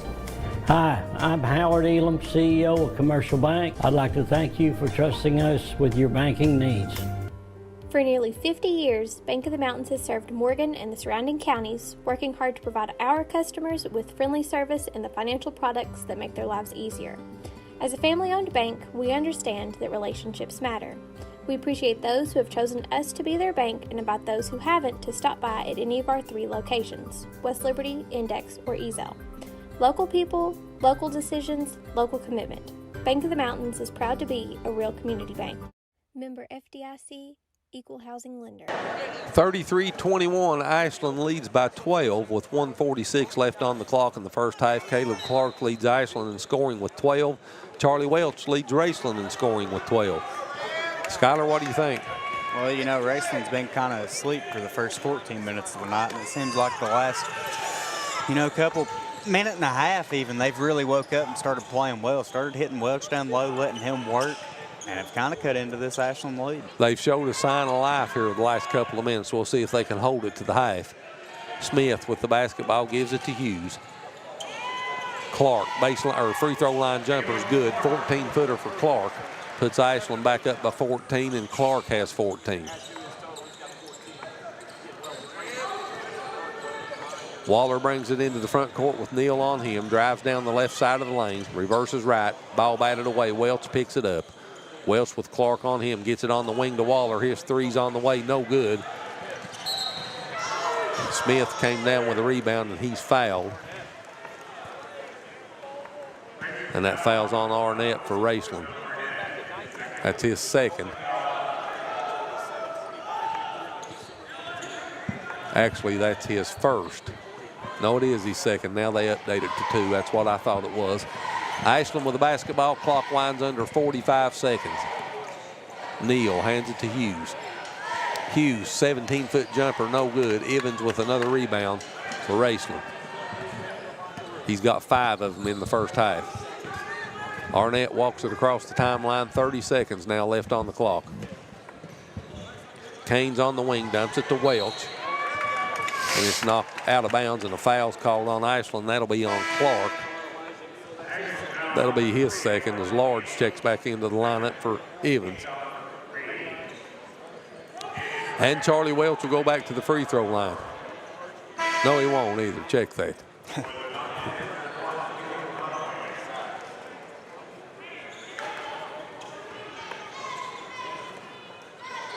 Waller will toss it in. Look at them pulling the uniform of Welch from behind. And the ball will stay with Raceland. The official was looking right at that. I mean, he had his uniform pulled halfway up his back.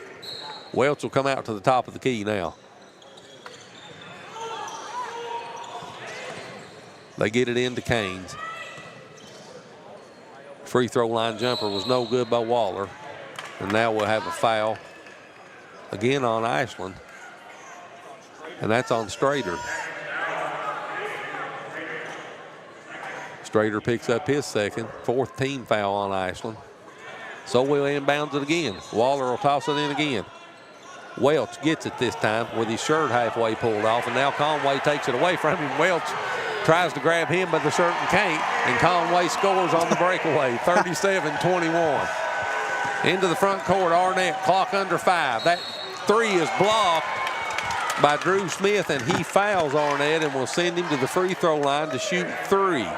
Ryan Bonner don't like the call. He don't like the foul. It was a foul, and he knows it was, and that's what you don't want to do, is put a team on the free throw line with 2.8 seconds to go to shoot 3. Arnett makes the first one. First trip to the free throw line for the 6-foot junior, 79.5% on the season. Raceland 6 of 7 from the line, make it 7 of 8.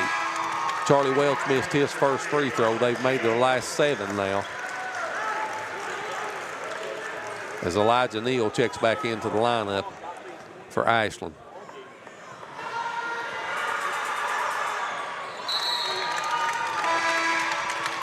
(37-24).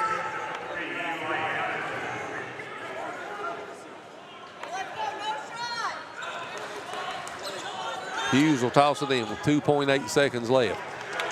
Welch picks it off. His three-quarter court shot's no good, and that brings us to the end of the first half. A good first half for head coach Ryan Bonner and the Ashland Blazer Tomcats. 37-24 Ashland over Raceland. Let's go back to the studio. When we come back here in just a moment, Stephen Guller will interview the AD from Raceland, Josh Reed. We'll have that, first half statistics, and more on the SpreeTV network when we come back. This presentation of SpreeTV Hoops is sponsored by Appalachian Wireless, Bank of the Mountains, Commercial Bank of West Liberty, Juniper Health, Lewis Law Office, Mountain Telephone, and Standifer Builders. You're watching SpreeTV, celebrating nearly 10 years of 16th region coverage.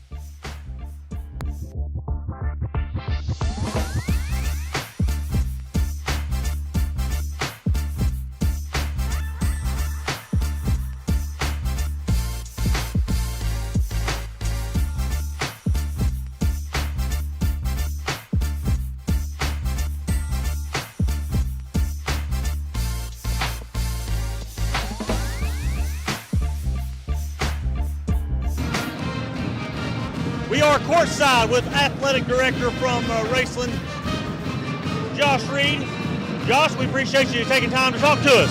Absolutely, man. Appreciate you taking time to talk to me as well. Yeah. And I guess what's your take on the first half? Well, you know, I think Coach Bryan would like to get some of our perimeter guys going. I seen Welch had a big first half, but you know, it starts on the defensive end. We're always going to play tough and grind it out no matter what it looks like, but it starts with getting stops and then getting rebounds after getting stops. And I guess with the format this year, the girls played all their games this week. They were over on Friday. The boys had to wait a whole week before they started playing. So what's your feedback? What have you heard about it? Well, you know, whenever that idea was first pitched in the AD meetings, there was a little bit. It's changed, right? Yeah. But I think it was a really good thing because it gives us a chance to really highlight our girls athletes first, and then it sets up that big Saturday, that opening round of the boys tournament. Also, it kind of gives that state tournament feel, and having everybody. It allowed us to put some really good atmospheres, high school basketball atmospheres in this gym, and that's what it's all about. Yeah. And I guess what's your thoughts about it being here at MSU? It's centrally located. Is it It's a great facility, good opportunity for these kids to play on a big court. Absolutely. What's your thoughts? Absolutely, man. It's a beautiful gym, beautiful facility, you know, and I kind of see blue and gold goggles. You know, I'm an MSU alumni, so anytime we can come back on campus, but it's a beautiful facility. It's a good opportunity for our kids. I'd like to see something we can keep doing in the future. So what are you looking forward to the second half here?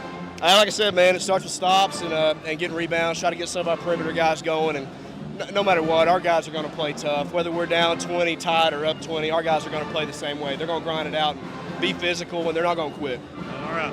Well, Josh, we appreciate you stopping by. Good luck in the second half. Thanks, sir. Appreciate you having me. All right. Yes, sir. Thank you. We'll be back with the second half. You're watching high school basketball on SpreeTV, Channel 2. This presentation of SpreeTV Hoops is sponsored by Appalachian Wireless, Bank of the Mountains, Commercial Bank of West Liberty, Juniper Health, Lewis Law Office, Mountain Telephone, and Standifer Builders. You're watching SpreeTV, celebrating nearly 10 years of 16th region coverage.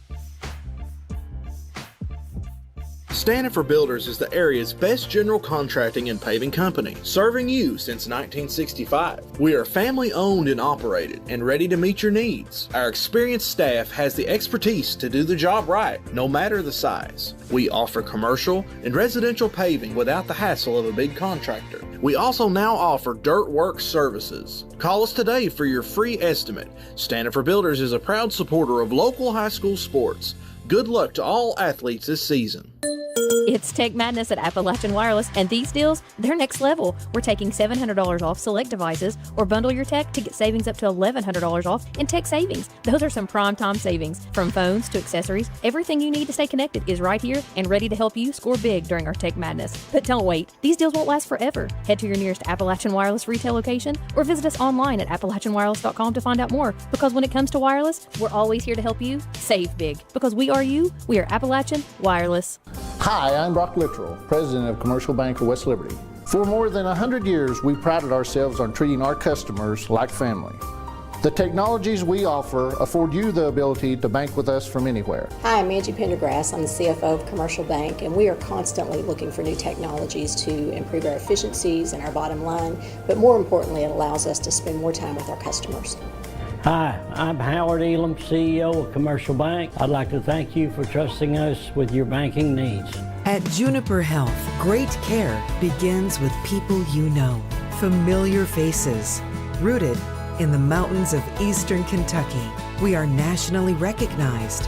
We provide award-winning care right here in your backyard. We're on your roads, in your schools, at your front door. This is our home too. Juniper Health, world-class care, hometown heart. When you agree, it can be drama-free. Uncontested divorces starting at $500. Simple, straightforward, statewide. Call attorney John D. Lewis Jr., 113 Main Street, Sandy Hook. This is an advertisement.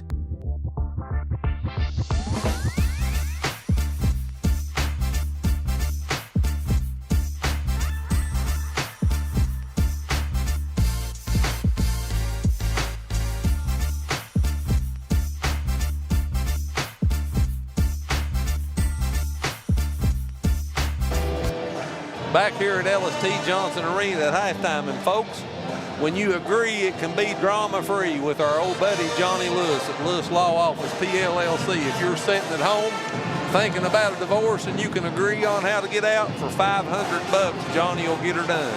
Skyler, what's your thoughts on the game here at halftime? Well, one, I think that's a great deal for a divorce. And the second thing is you know, Raceland is down 13, okay? And yeah, that looks bad on the scoreboard. But honestly, all things considered, Ashland shot 16 to 29 from the floor, so well over 50%. And Raceland to only be down 13 with 9 turnovers.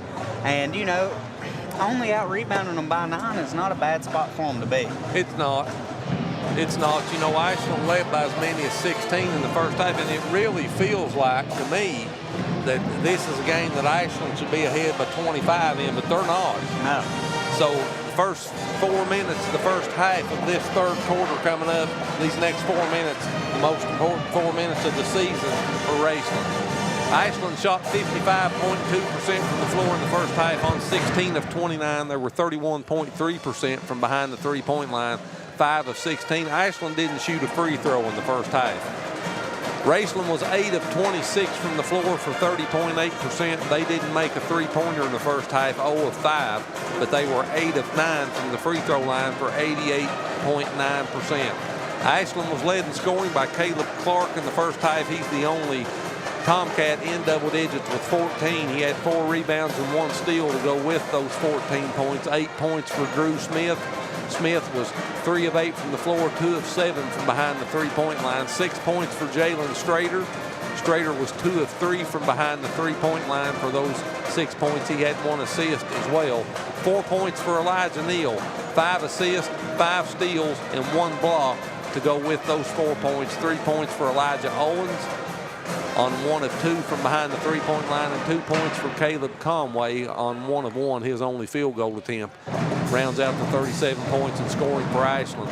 Raceland was led in scoring by Charles Welch in the first half. He was the only Ram in double figures with 12, 5 of 9 from the floor, 5 rebounds, and 1 steal to go with his 12 points. 5 points for Jacob Waller. He had 2 assists to go with those 5 points.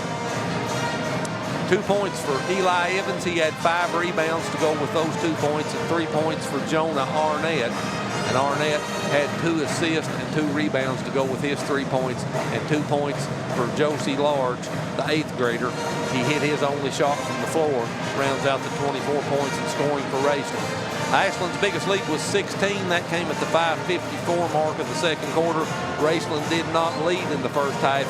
Biggest runs for each team. Ashland, an 8-point run. That came at the 7:44 mark of the second quarter. Raceland had a 5-point run that came at the 6:32 mark of the second quarter.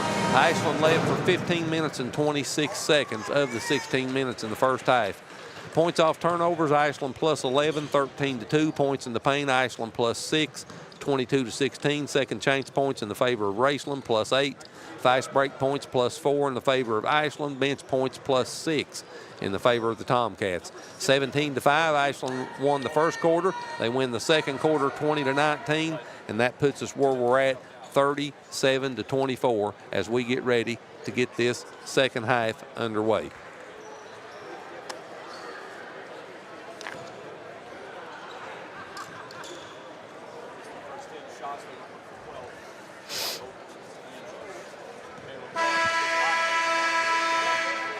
And to the second half we go. Or as some would say, it's dew time. It's dew time, Mountain Dew time. And I'm running heavy on Diet Mountain Dew tonight. The Diet Dew. Got to have that caffeine. Ashland with the basketball. Out of the intermission. They lead by 13 points.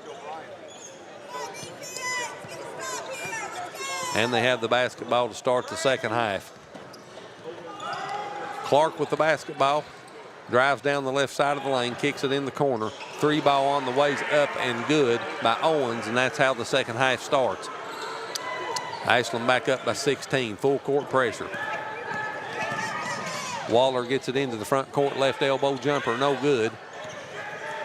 And the rebound's taken down by Owens. He quickly gets it ahead to Smith, to Clark down the lane, and that ball's knocked out of bounds and will stay with Ashland.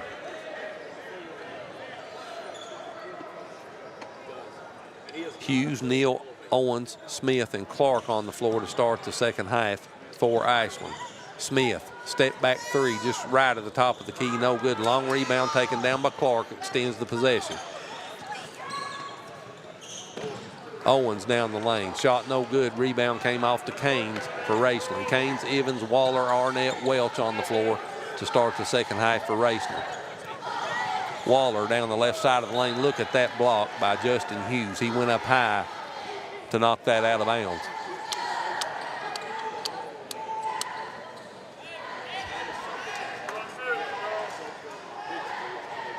So Raceland will toss it in underneath their own bucket. Waller will toss it in on the baseline. Gets it in over on the right side to Canes. He dumps it down on the block. Arnett back to Canes. 3 ball out of the corner, good. Eli Canes with the triple, his first 3 points of the game, cuts it to 13. Already to the other end of the floor. Smith, 3 ball left side, good. Answers the 3 just like that. And Ashland's back up by 16. Smith's got 11. It'll stay on the Raceland end.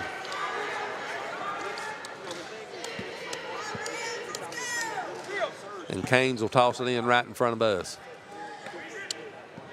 Floats it into Arnett. Arnett will bring it across the timeline. Drew Smith will pick him up as he crosses. Arnett kicks it in the corner to Evans. Evans with Hughes on him, and he steps on the baseline. That's a turnover on Raceland, their 10th.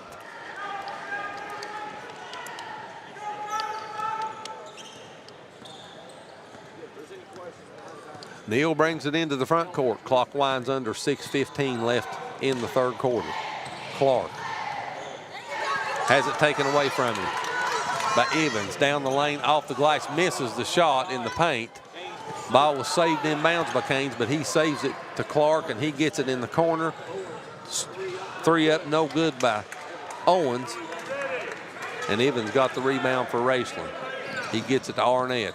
Arnett down the lane, kicks it on the wing to Canes. 3 ball on the way, no good. Gets his own rebound, puts it back up, reverse off the glass and in.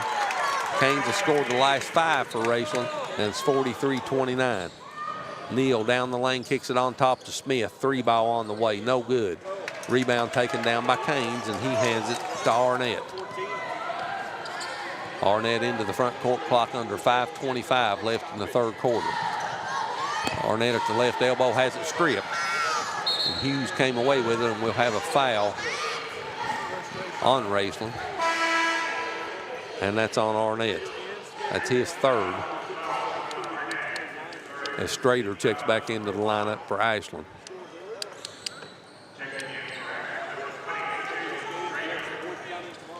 Ashland leads by 14 with 5:15 left on the clock. Winner of this game will play Boyd County here at 7 p.m. tomorrow evening. We'll have that game here on the Spree Network. The winner of that one will advance to Rep Arena in the boys state tournament next week. Hughes off the glass and in. Lead back to 16. Hughes with his first 2 points. Welch saves it in the corner, and he'll put up a 3. Misses it. Rebound taken down by Clark. He gets it to Hughes again. Look at that pass to Strader off the glass and in. Hughes with the assist. Strader with the bucket, leads 18. 47-29. Welch in the lane, off the glass and in. Charlie Welch with 14, and the lead 16, 47-21. Neal back on the other end for Ashland. In the lane, puts a shot up, fakes the shot, goes back to Owens, and Owens missed the runner in the lane. Waller in the front court for Raceland. Back and forth we go. Waller, step back 3, good. Waller buries the triple. He's got 8. And that'll get a timeout called by Ashland. 47-34, the lead cut to 13. 4:10 left on the clock. It's a full timeout. We'll take it as well when we come back to LST Johnson Arena right after this. For nearly 50 years, Bank of the Mountains has served Morgan and the surrounding counties, working hard to provide our customers with friendly service and the financial products that make their lives easier. As a family-owned bank, we understand that relationships matter. We appreciate those who have chosen us to be their bank and invite those who haven't to stop by at any of our 3 locations, West Liberty, Index, or Ezel. Local people, local decisions, local commitment. Bank of the Mountains is proud to be a real community bank. Member FDIC, Equal Housing Lender. When you agree, it can be drama-free. Uncontested divorces starting at $500. Simple, straightforward, statewide. Call attorney John D. Lewis Jr., 113 Main Street, Sandy Hook. This is an advertisement. Back here at LST Johnson Arena, Ashland leads by 13, 47-34 with 4:10 left on the clock. Clark leads Ashland in scoring with 17. Welch leads Raceland in scoring with 14. Skyler, what's on your mind now? Well, you know, we was talking at the break. Ashland just can't shake them. Raceland's hanging around here. You know, 13 points, they're down. Not a whole lot. 12 minutes left in the game. If they can get a couple stops here and convert that into a couple scores, it'll be single digits. Let's see what happens. Ashland with the basketball out of the timeout. Neal brings it into the front court. Gives it to Owens at the top of the key to Clark. They play give and go around the perimeter. Neal drives in the lane, puts a shot up off the glass, no good. Offensive rebound, Clark. That was blocked from behind by Welch, and Evans comes away with the basketball for Raceland. Evans into the front court, in the corner, 3 ball on the way. That was no good by Waller. Offensive rebound, put back up and in by the big guy, Charlie Welch. And the lead's 11. Welch with 16, and the lead's down to 11. Can they get another stop? Neal kicks it over on the wing for the 3 ball for Hughes, and that's good. Big bucket for Justin Hughes. And that stops a mini Raceland charge, and the lead goes back to 14, 50-36. Canes at the logo. Gives it to Waller. Welch calling for the basketball just off the right elbow. and they go behind the official, and he's a better door than a window. They throw it away. Clark gets the pick, and Neal brings it into the front court. Down the lane, off the glass and in. Elijah Neal with the bucket. He's got 6, and the lead's 16. 52-36. Ashland's biggest lead's been 18. That was at 47-29. Waller on the wing. Owens on him, comes back near side. 3 on the ways up and in by Arnett. Arnett's first 3, he's got 6, and the lead's back down to 14. And again, Skylar, they're just hanging around. Got to make something happen here. You get into 10 minutes and under, and it starts to get into crunch time, and it starts to become Raceland's enemy and Ashland's friend. Neal in the lane. Look at that pass as Clark cut across the lane. Neal hits him with the bounce pass, and Clark scores. Neal with another assist. Clark with the bucket. The lead 16, 54-38. Clark with 19 points now for Ashland. There's another turnover. Owens picks that pass off. Down the lane, off the glass and in. Owens with the steal, takes it all the way to the hoop and scores. He's got 8. And they match their biggest lead at 18. 3 up, no good. Offensive rebound, put back up, no good. And Clark gets the rebound for Ashland. So Waller missed the 3. The putback was no good. And Ashland already to the other end of the floor. And we come to the media timeout in the third quarter. 1:31 left in quarter number 3. The Tomcats have matched their biggest lead of 18, 56-38. And we'll be back to LST Johnson Arena after the SpreeTV timeout. Standifer Builders is the area's best general contracting and paving company, serving you since 1965. We are family owned and operated and ready to meet your needs. Our experienced staff has the expertise to do the job right, no matter the size. We offer commercial and residential paving without the hassle of a big contractor. We also now offer dirt work services. Call us today for your free estimate. Standifer Builders is a proud supporter of local high school sports.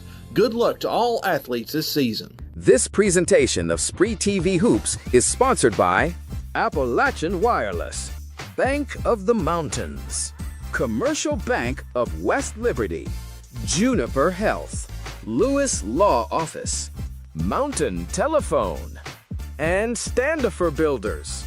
You're watching SpreeTV, celebrating nearly 10 years of 16th region coverage. Caleb Clark leads Ashland in scoring with 19. Charles Welch leads Raceland in scoring with 16.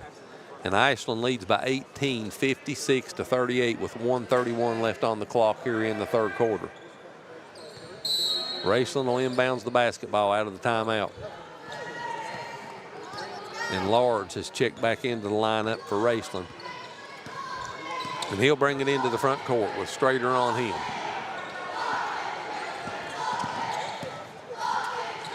Look at this 3 from the logo by Large. Our ball. Offensive rebound put back up by Canes, no good. And it goes out of bounds over to Ashland.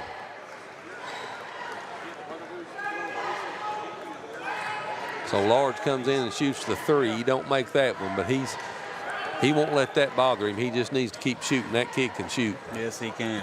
Neal brings it into the front court, hands it to Owens. Owens drives down the left side of the lane on Welch, off the glass and in. Good move by Owens. He just pushed Welch back out of the way and scores.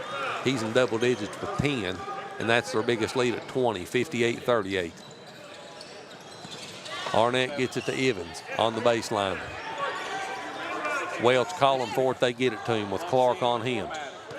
Welch backs it down in the lane, spins right, puts a shot up and in. Welch has got 18, and the lead's 18 for Ashland. Strader down the lane, off the glass, no good. Offensive rebound, Clark back up and in. Caleb Clark cleans it up and scores. He's got 21. Large into the front court, picks up his dribble, floats it over to Canes. Now on the wing to Evans. Evans deep on the right wing. Comes back out on top, gives it to Large. Clock down to 10 seconds.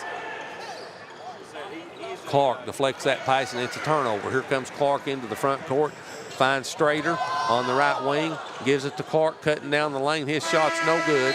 And that brings us to the end of the third quarter. And your score after 3. Ashland by 20, 60-40. And we'll be back to Ellis T. Johnson Arena with the fourth quarter on the SpreeTV network right after this.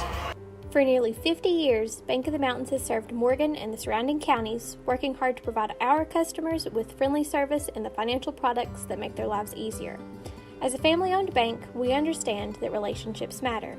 We appreciate those who have chosen us to be their bank and invite those who haven't to stop by at any of our 3 locations, West Liberty, Index, or Ezel. Local people, local decisions, local commitment. Bank of the Mountains is proud to be a real community bank. Member FDIC, Equal Housing Lender. Hi, I'm Brock Littrell, President of Commercial Bank of West Liberty. For more than 100 years, we prided ourselves on treating our customers like family.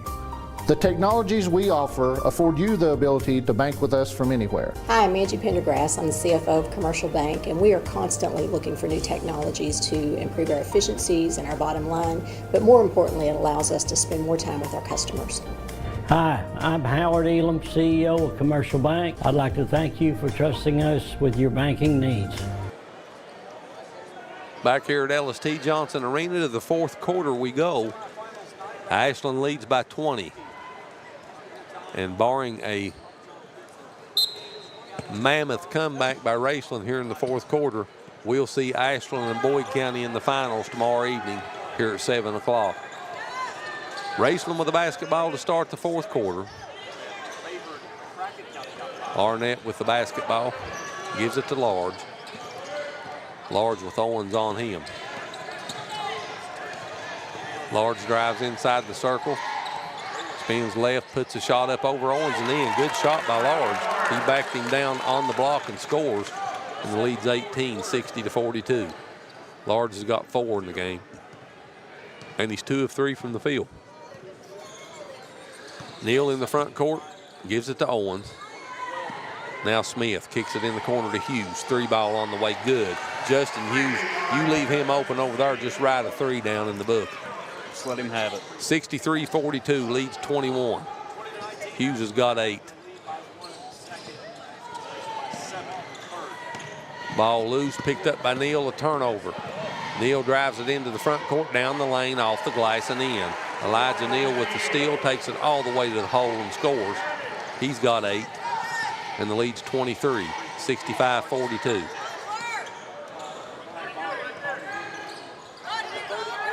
Large in the corner. Drives down on the left block, and they'll call a foul on Owens for Ashland. That'll be his 3rd.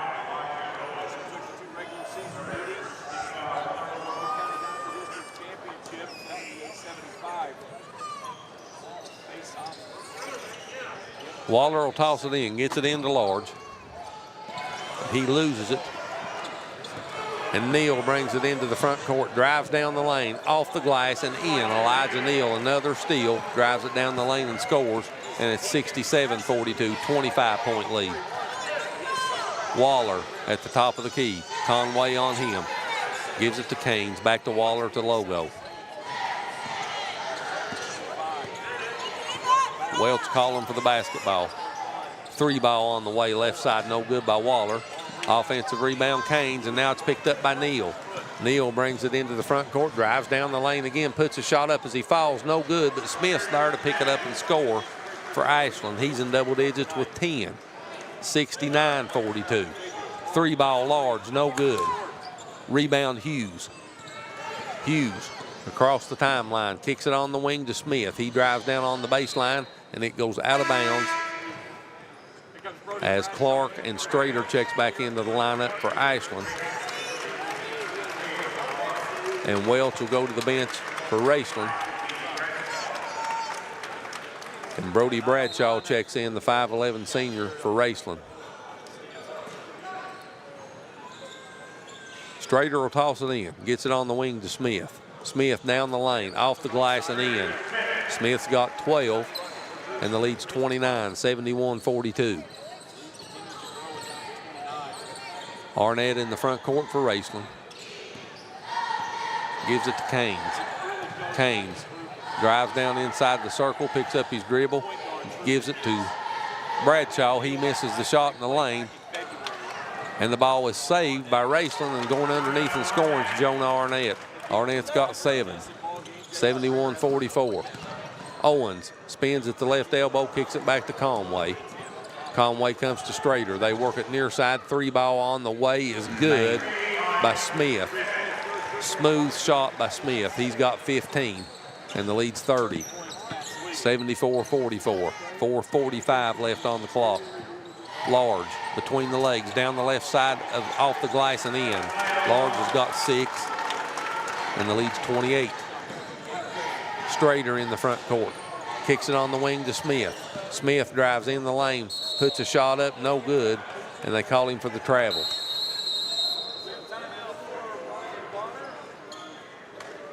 So a turnover,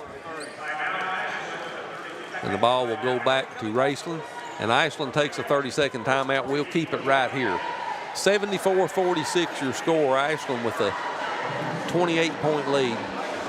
And this second half, Skylar's just been all Ashland. All Ashland. Ashland's outscored Russell 37-22 here in the second half. Ashland's now shooting 58% from the floor on 32 of 55. Raceland 37% on 18 of 49. Clark is leading Ashland in scoring with 21. Charlie Welch leads Raceland in scoring with 18. Like you said, Ashland is having their way tonight. Well, we talked about the first 4 minutes of the third quarter was the most critical 4 minutes so far in Raceland's season, as they did show a little bit of life before halftime, but Ashland has just blew smoke here in the second half. They have. Arnett with the basketball for Raceland. Brings it into the front court, drives down the left side of the lane, puts a shot up off the glass and in. Arnett with 9. As Stokes checked into the lineup for Ashland out of the timeout. Tomcats lead by 26. Strader with the basketball. Drives down the lane. Kicks it in the corner to Conway. Conway on the wing to Clark. Clark drives on Large. Tried to get it to Stokes, and it's batted away. Turnover. Large in the front court. Tried to get it to Bradshaw, and he does. He feeds Evans, cutting underneath. Evans misses the shot. That was blocked. Smith down the left side of the lane, off the glass and in. Drew Smith's got 17, and the lead's 28. 76-48. Arnett 3-ball on the way off the wing, no good. Long rebound, Large. He'll put the 3 back up over Stokes and make it. Large with the triple. He's got 9. And Smith will bring it into the front court. Tomcats lead by 25. Pass to Stokes. He loses it in the lane, picked up by Arnett. Turnover, Ashland. Arnett in the front court, 1-on-3. Down the lane, and the foul will be called on Ashland before the shot. That foul's on Strader.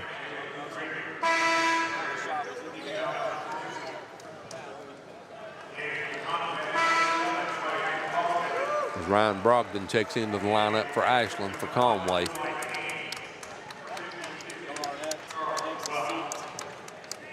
And Welch checks back in for Canes for Raceland. Large will toss it in. Gets it into Bradshaw. He hands it back to Large on the right side with Strader on him. And they call a foul. The official on this side does away from the ball and calls it on Stokes for Ashland.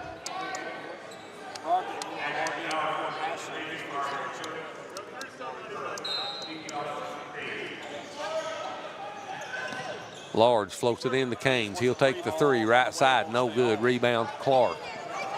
Clark into the front court, gets it to Conway. Conway puts a shot up. That was blocked by Welch, gets the ball back. Now out on top, Strader, 3, left side, in and out. Rebound taken down by Canes. He gets it to Large. Large into the front court, clock under 2:50. Pull up 3, right side, air ball, out of bounds. 2:44 left on the clock. That's all that separates Ashland from a return trip to try to win the 16th region for an 8th straight season. SpreeTV media timeout, 76-51 Ashland. We'll be right back after this. It's Tech Madness at Appalachian Wireless, and these deals, they're next level. We're taking $700 off select devices, or bundle your tech to get savings up to $1,100 off in tech savings. Those are some prime time savings. From phones to accessories, everything you need to stay connected is right here and ready to help you score big during our Tech Madness. But don't wait. These deals won't last forever. Head to your nearest Appalachian Wireless retail location or visit us online at AppalachianWireless.com to find out more. Because when it comes to wireless, we're always here to help you save big. Because we are you, we are Appalachian Wireless. When you agree, it can be drama-free.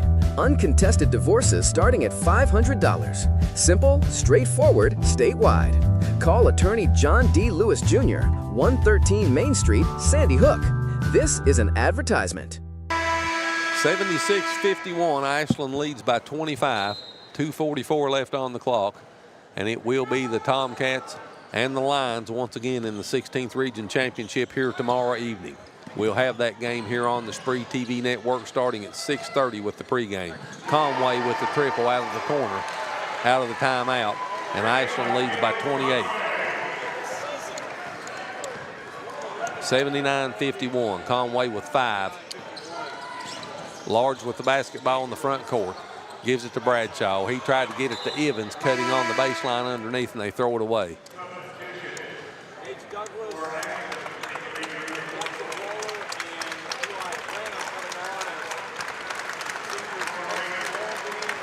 So Waller, Douglas, and Branham checking into the lineup for Raceland.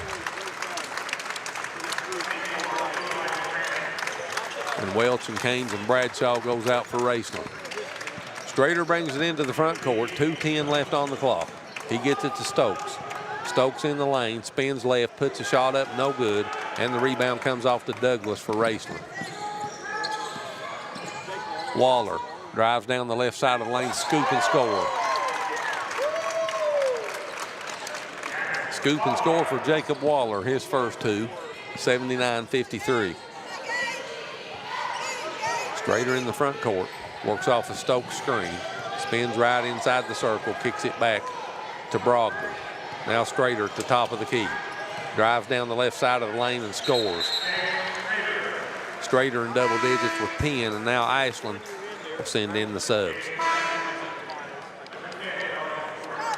Dawson Morris, Chandler Kaiser, and Avian Lee checks into the lineup for Ashland.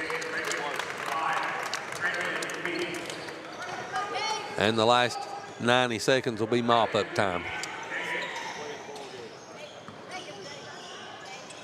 Raceland with the basketball. DeWeese picks his dribble up, got to do something with it.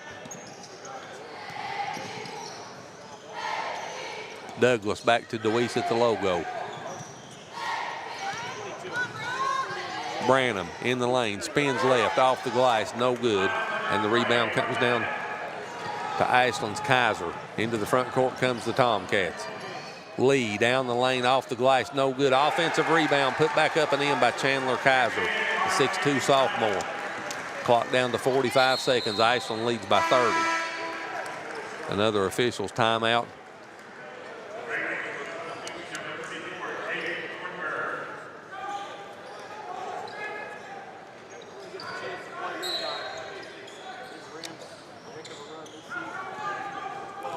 Jackson Waller will bring it into the front court. Scoop shot off the glass and in. So Waller scores. And the lead's 83-55. Kaiser just checked into the lineup for Raceland as well. I'm sorry, it was Thornburg. Clock down to 15 seconds.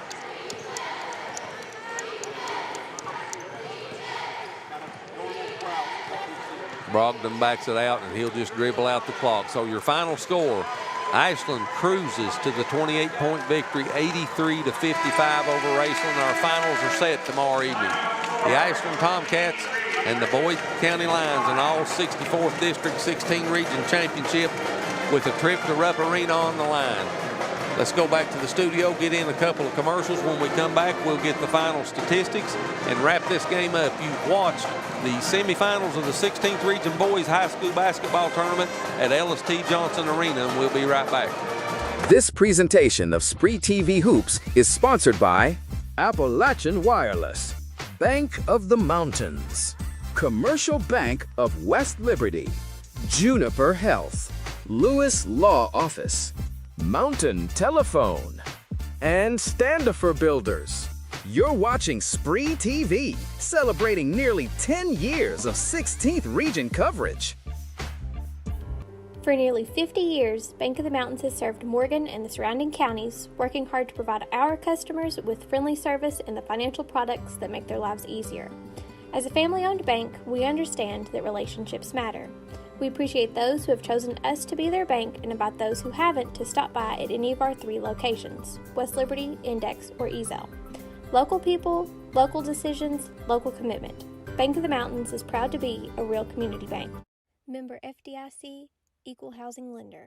When you agree, it can be drama-free.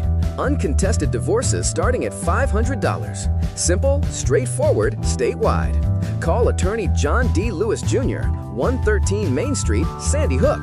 This is an advertisement. At Juniper Health, great care begins with people you know.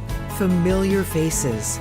Rooted in the mountains of eastern Kentucky, we are nationally recognized. We provide award-winning care right here in your backyard. We're on your roads, in your schools, at your front door. This is our home too. Juniper Health, world-class care, hometown heart. Hi, I'm Brock Littrell, President of Commercial Bank of West Liberty. For more than 100 years, we prided ourselves on treating our customers like family. The technologies we offer afford you the ability to bank with us from anywhere. Hi, I'm Angie Pendergrass. I'm the CFO of Commercial Bank, and we are constantly looking for new technologies to improve our efficiencies and our bottom line, but more importantly, it allows us to spend more time with our customers.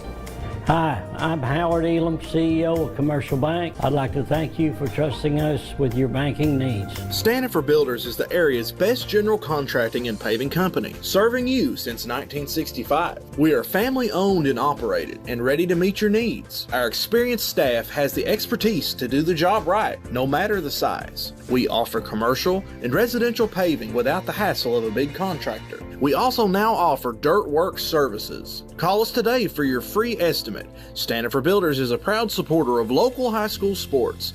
Good luck to all athletes this season. It's Tech Madness at Appalachian Wireless, and these deals, they're next level. We're taking $700 off select devices, or bundle your tech to get savings up to $1,100 off in tech savings. Those are some prime time savings. From phones to accessories, everything you need to stay connected is right here and ready to help you score big during our Tech Madness. But don't wait. These deals won't last forever. Head to your nearest Appalachian Wireless retail location or visit us online at appalachianwireless.com to find out more. Because when it comes to wireless, we're always here to help you save big. Because we are you, we are Appalachian Wireless. For nearly 50 years, Bank of the Mountains has served Morgan and the surrounding counties, working hard to provide our customers with friendly service and the financial products that make their lives easier. As a family-owned bank, we understand that relationships matter. We appreciate those who have chosen us to be their bank and invite those who haven't to stop by at any of our 3 locations, West Liberty, Index, or Ezel. Local people, local decisions, local commitment. Bank of the Mountains is proud to be a real community bank. Member FDIC, Equal Housing Lender. 83-55, your final score here at LST Johnson Arena in the second semifinal game here this evening. The Ashland Blazer Tomcats with the victory over West Carter, and they advance on to tomorrow night's championship game against Boyd County. That game will tip at 7.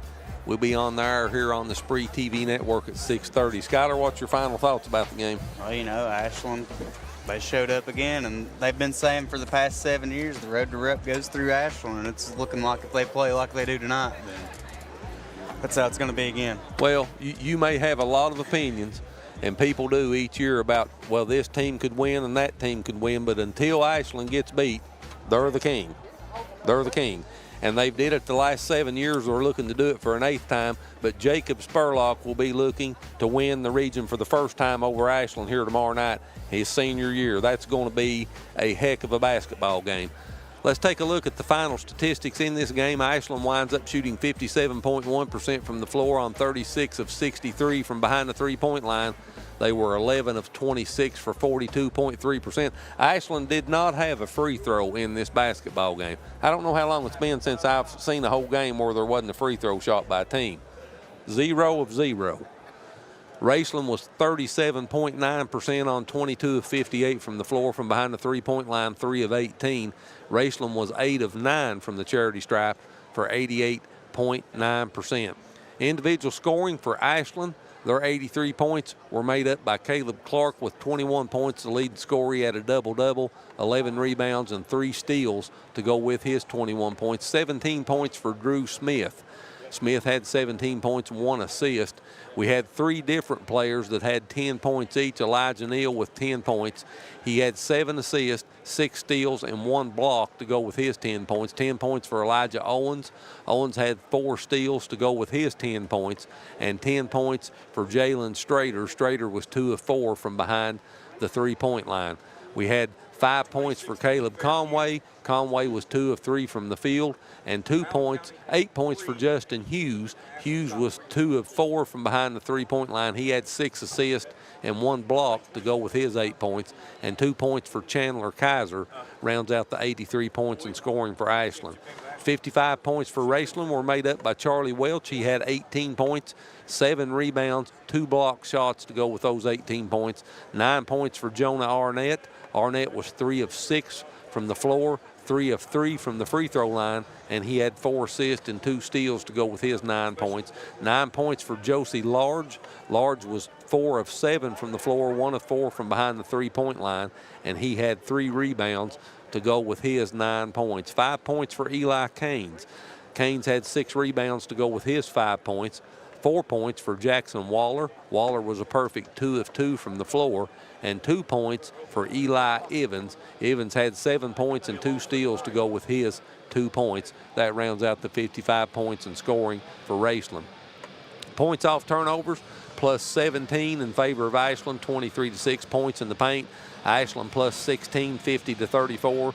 Second chance points, Raceland plus 12, 18-6. Fast break points plus 14 in favor of the Tomcats, 20-6. Bench points plus 4 in favor of Ashland, 17-13. Biggest lead of the game was 30 for Ashland. That came at the 4:57 mark of the fourth quarter. Biggest scoring runs for both teams, 11 for Ashland, 5:35 mark of the fourth quarter, 7 for Raceland. That came at the 3:34 mark of the third quarter. Raceland did not have a lead in this game, and Ashland led for all but 34 seconds of this basketball game. Ashland outscored Raceland 17-5 in the first quarter, 20-19 in the second quarter. They led 37-24 at the break. They outscored Raceland 46-31 in the second quarter and win 83-55. Boyd County and Ashland, champions and runners-up of the 64th District, will clash here tomorrow evening in LST Johnson Arena at 7 o'clock with the 16th Region Championship and a berth in the Sweet 16 on the line. We'll have that game starting at 6:30 with our pregame show. So for Skylar Dickerson, I'm Chris Dickerson, the rest of the SpreeTV sports crew, wherever you've watched us tonight, however you've watched or listened to us, we really appreciate you joining in. We hope you've enjoyed it half as much as we have bringing it to you, and we'll see you back here tomorrow night, everyone. Good night.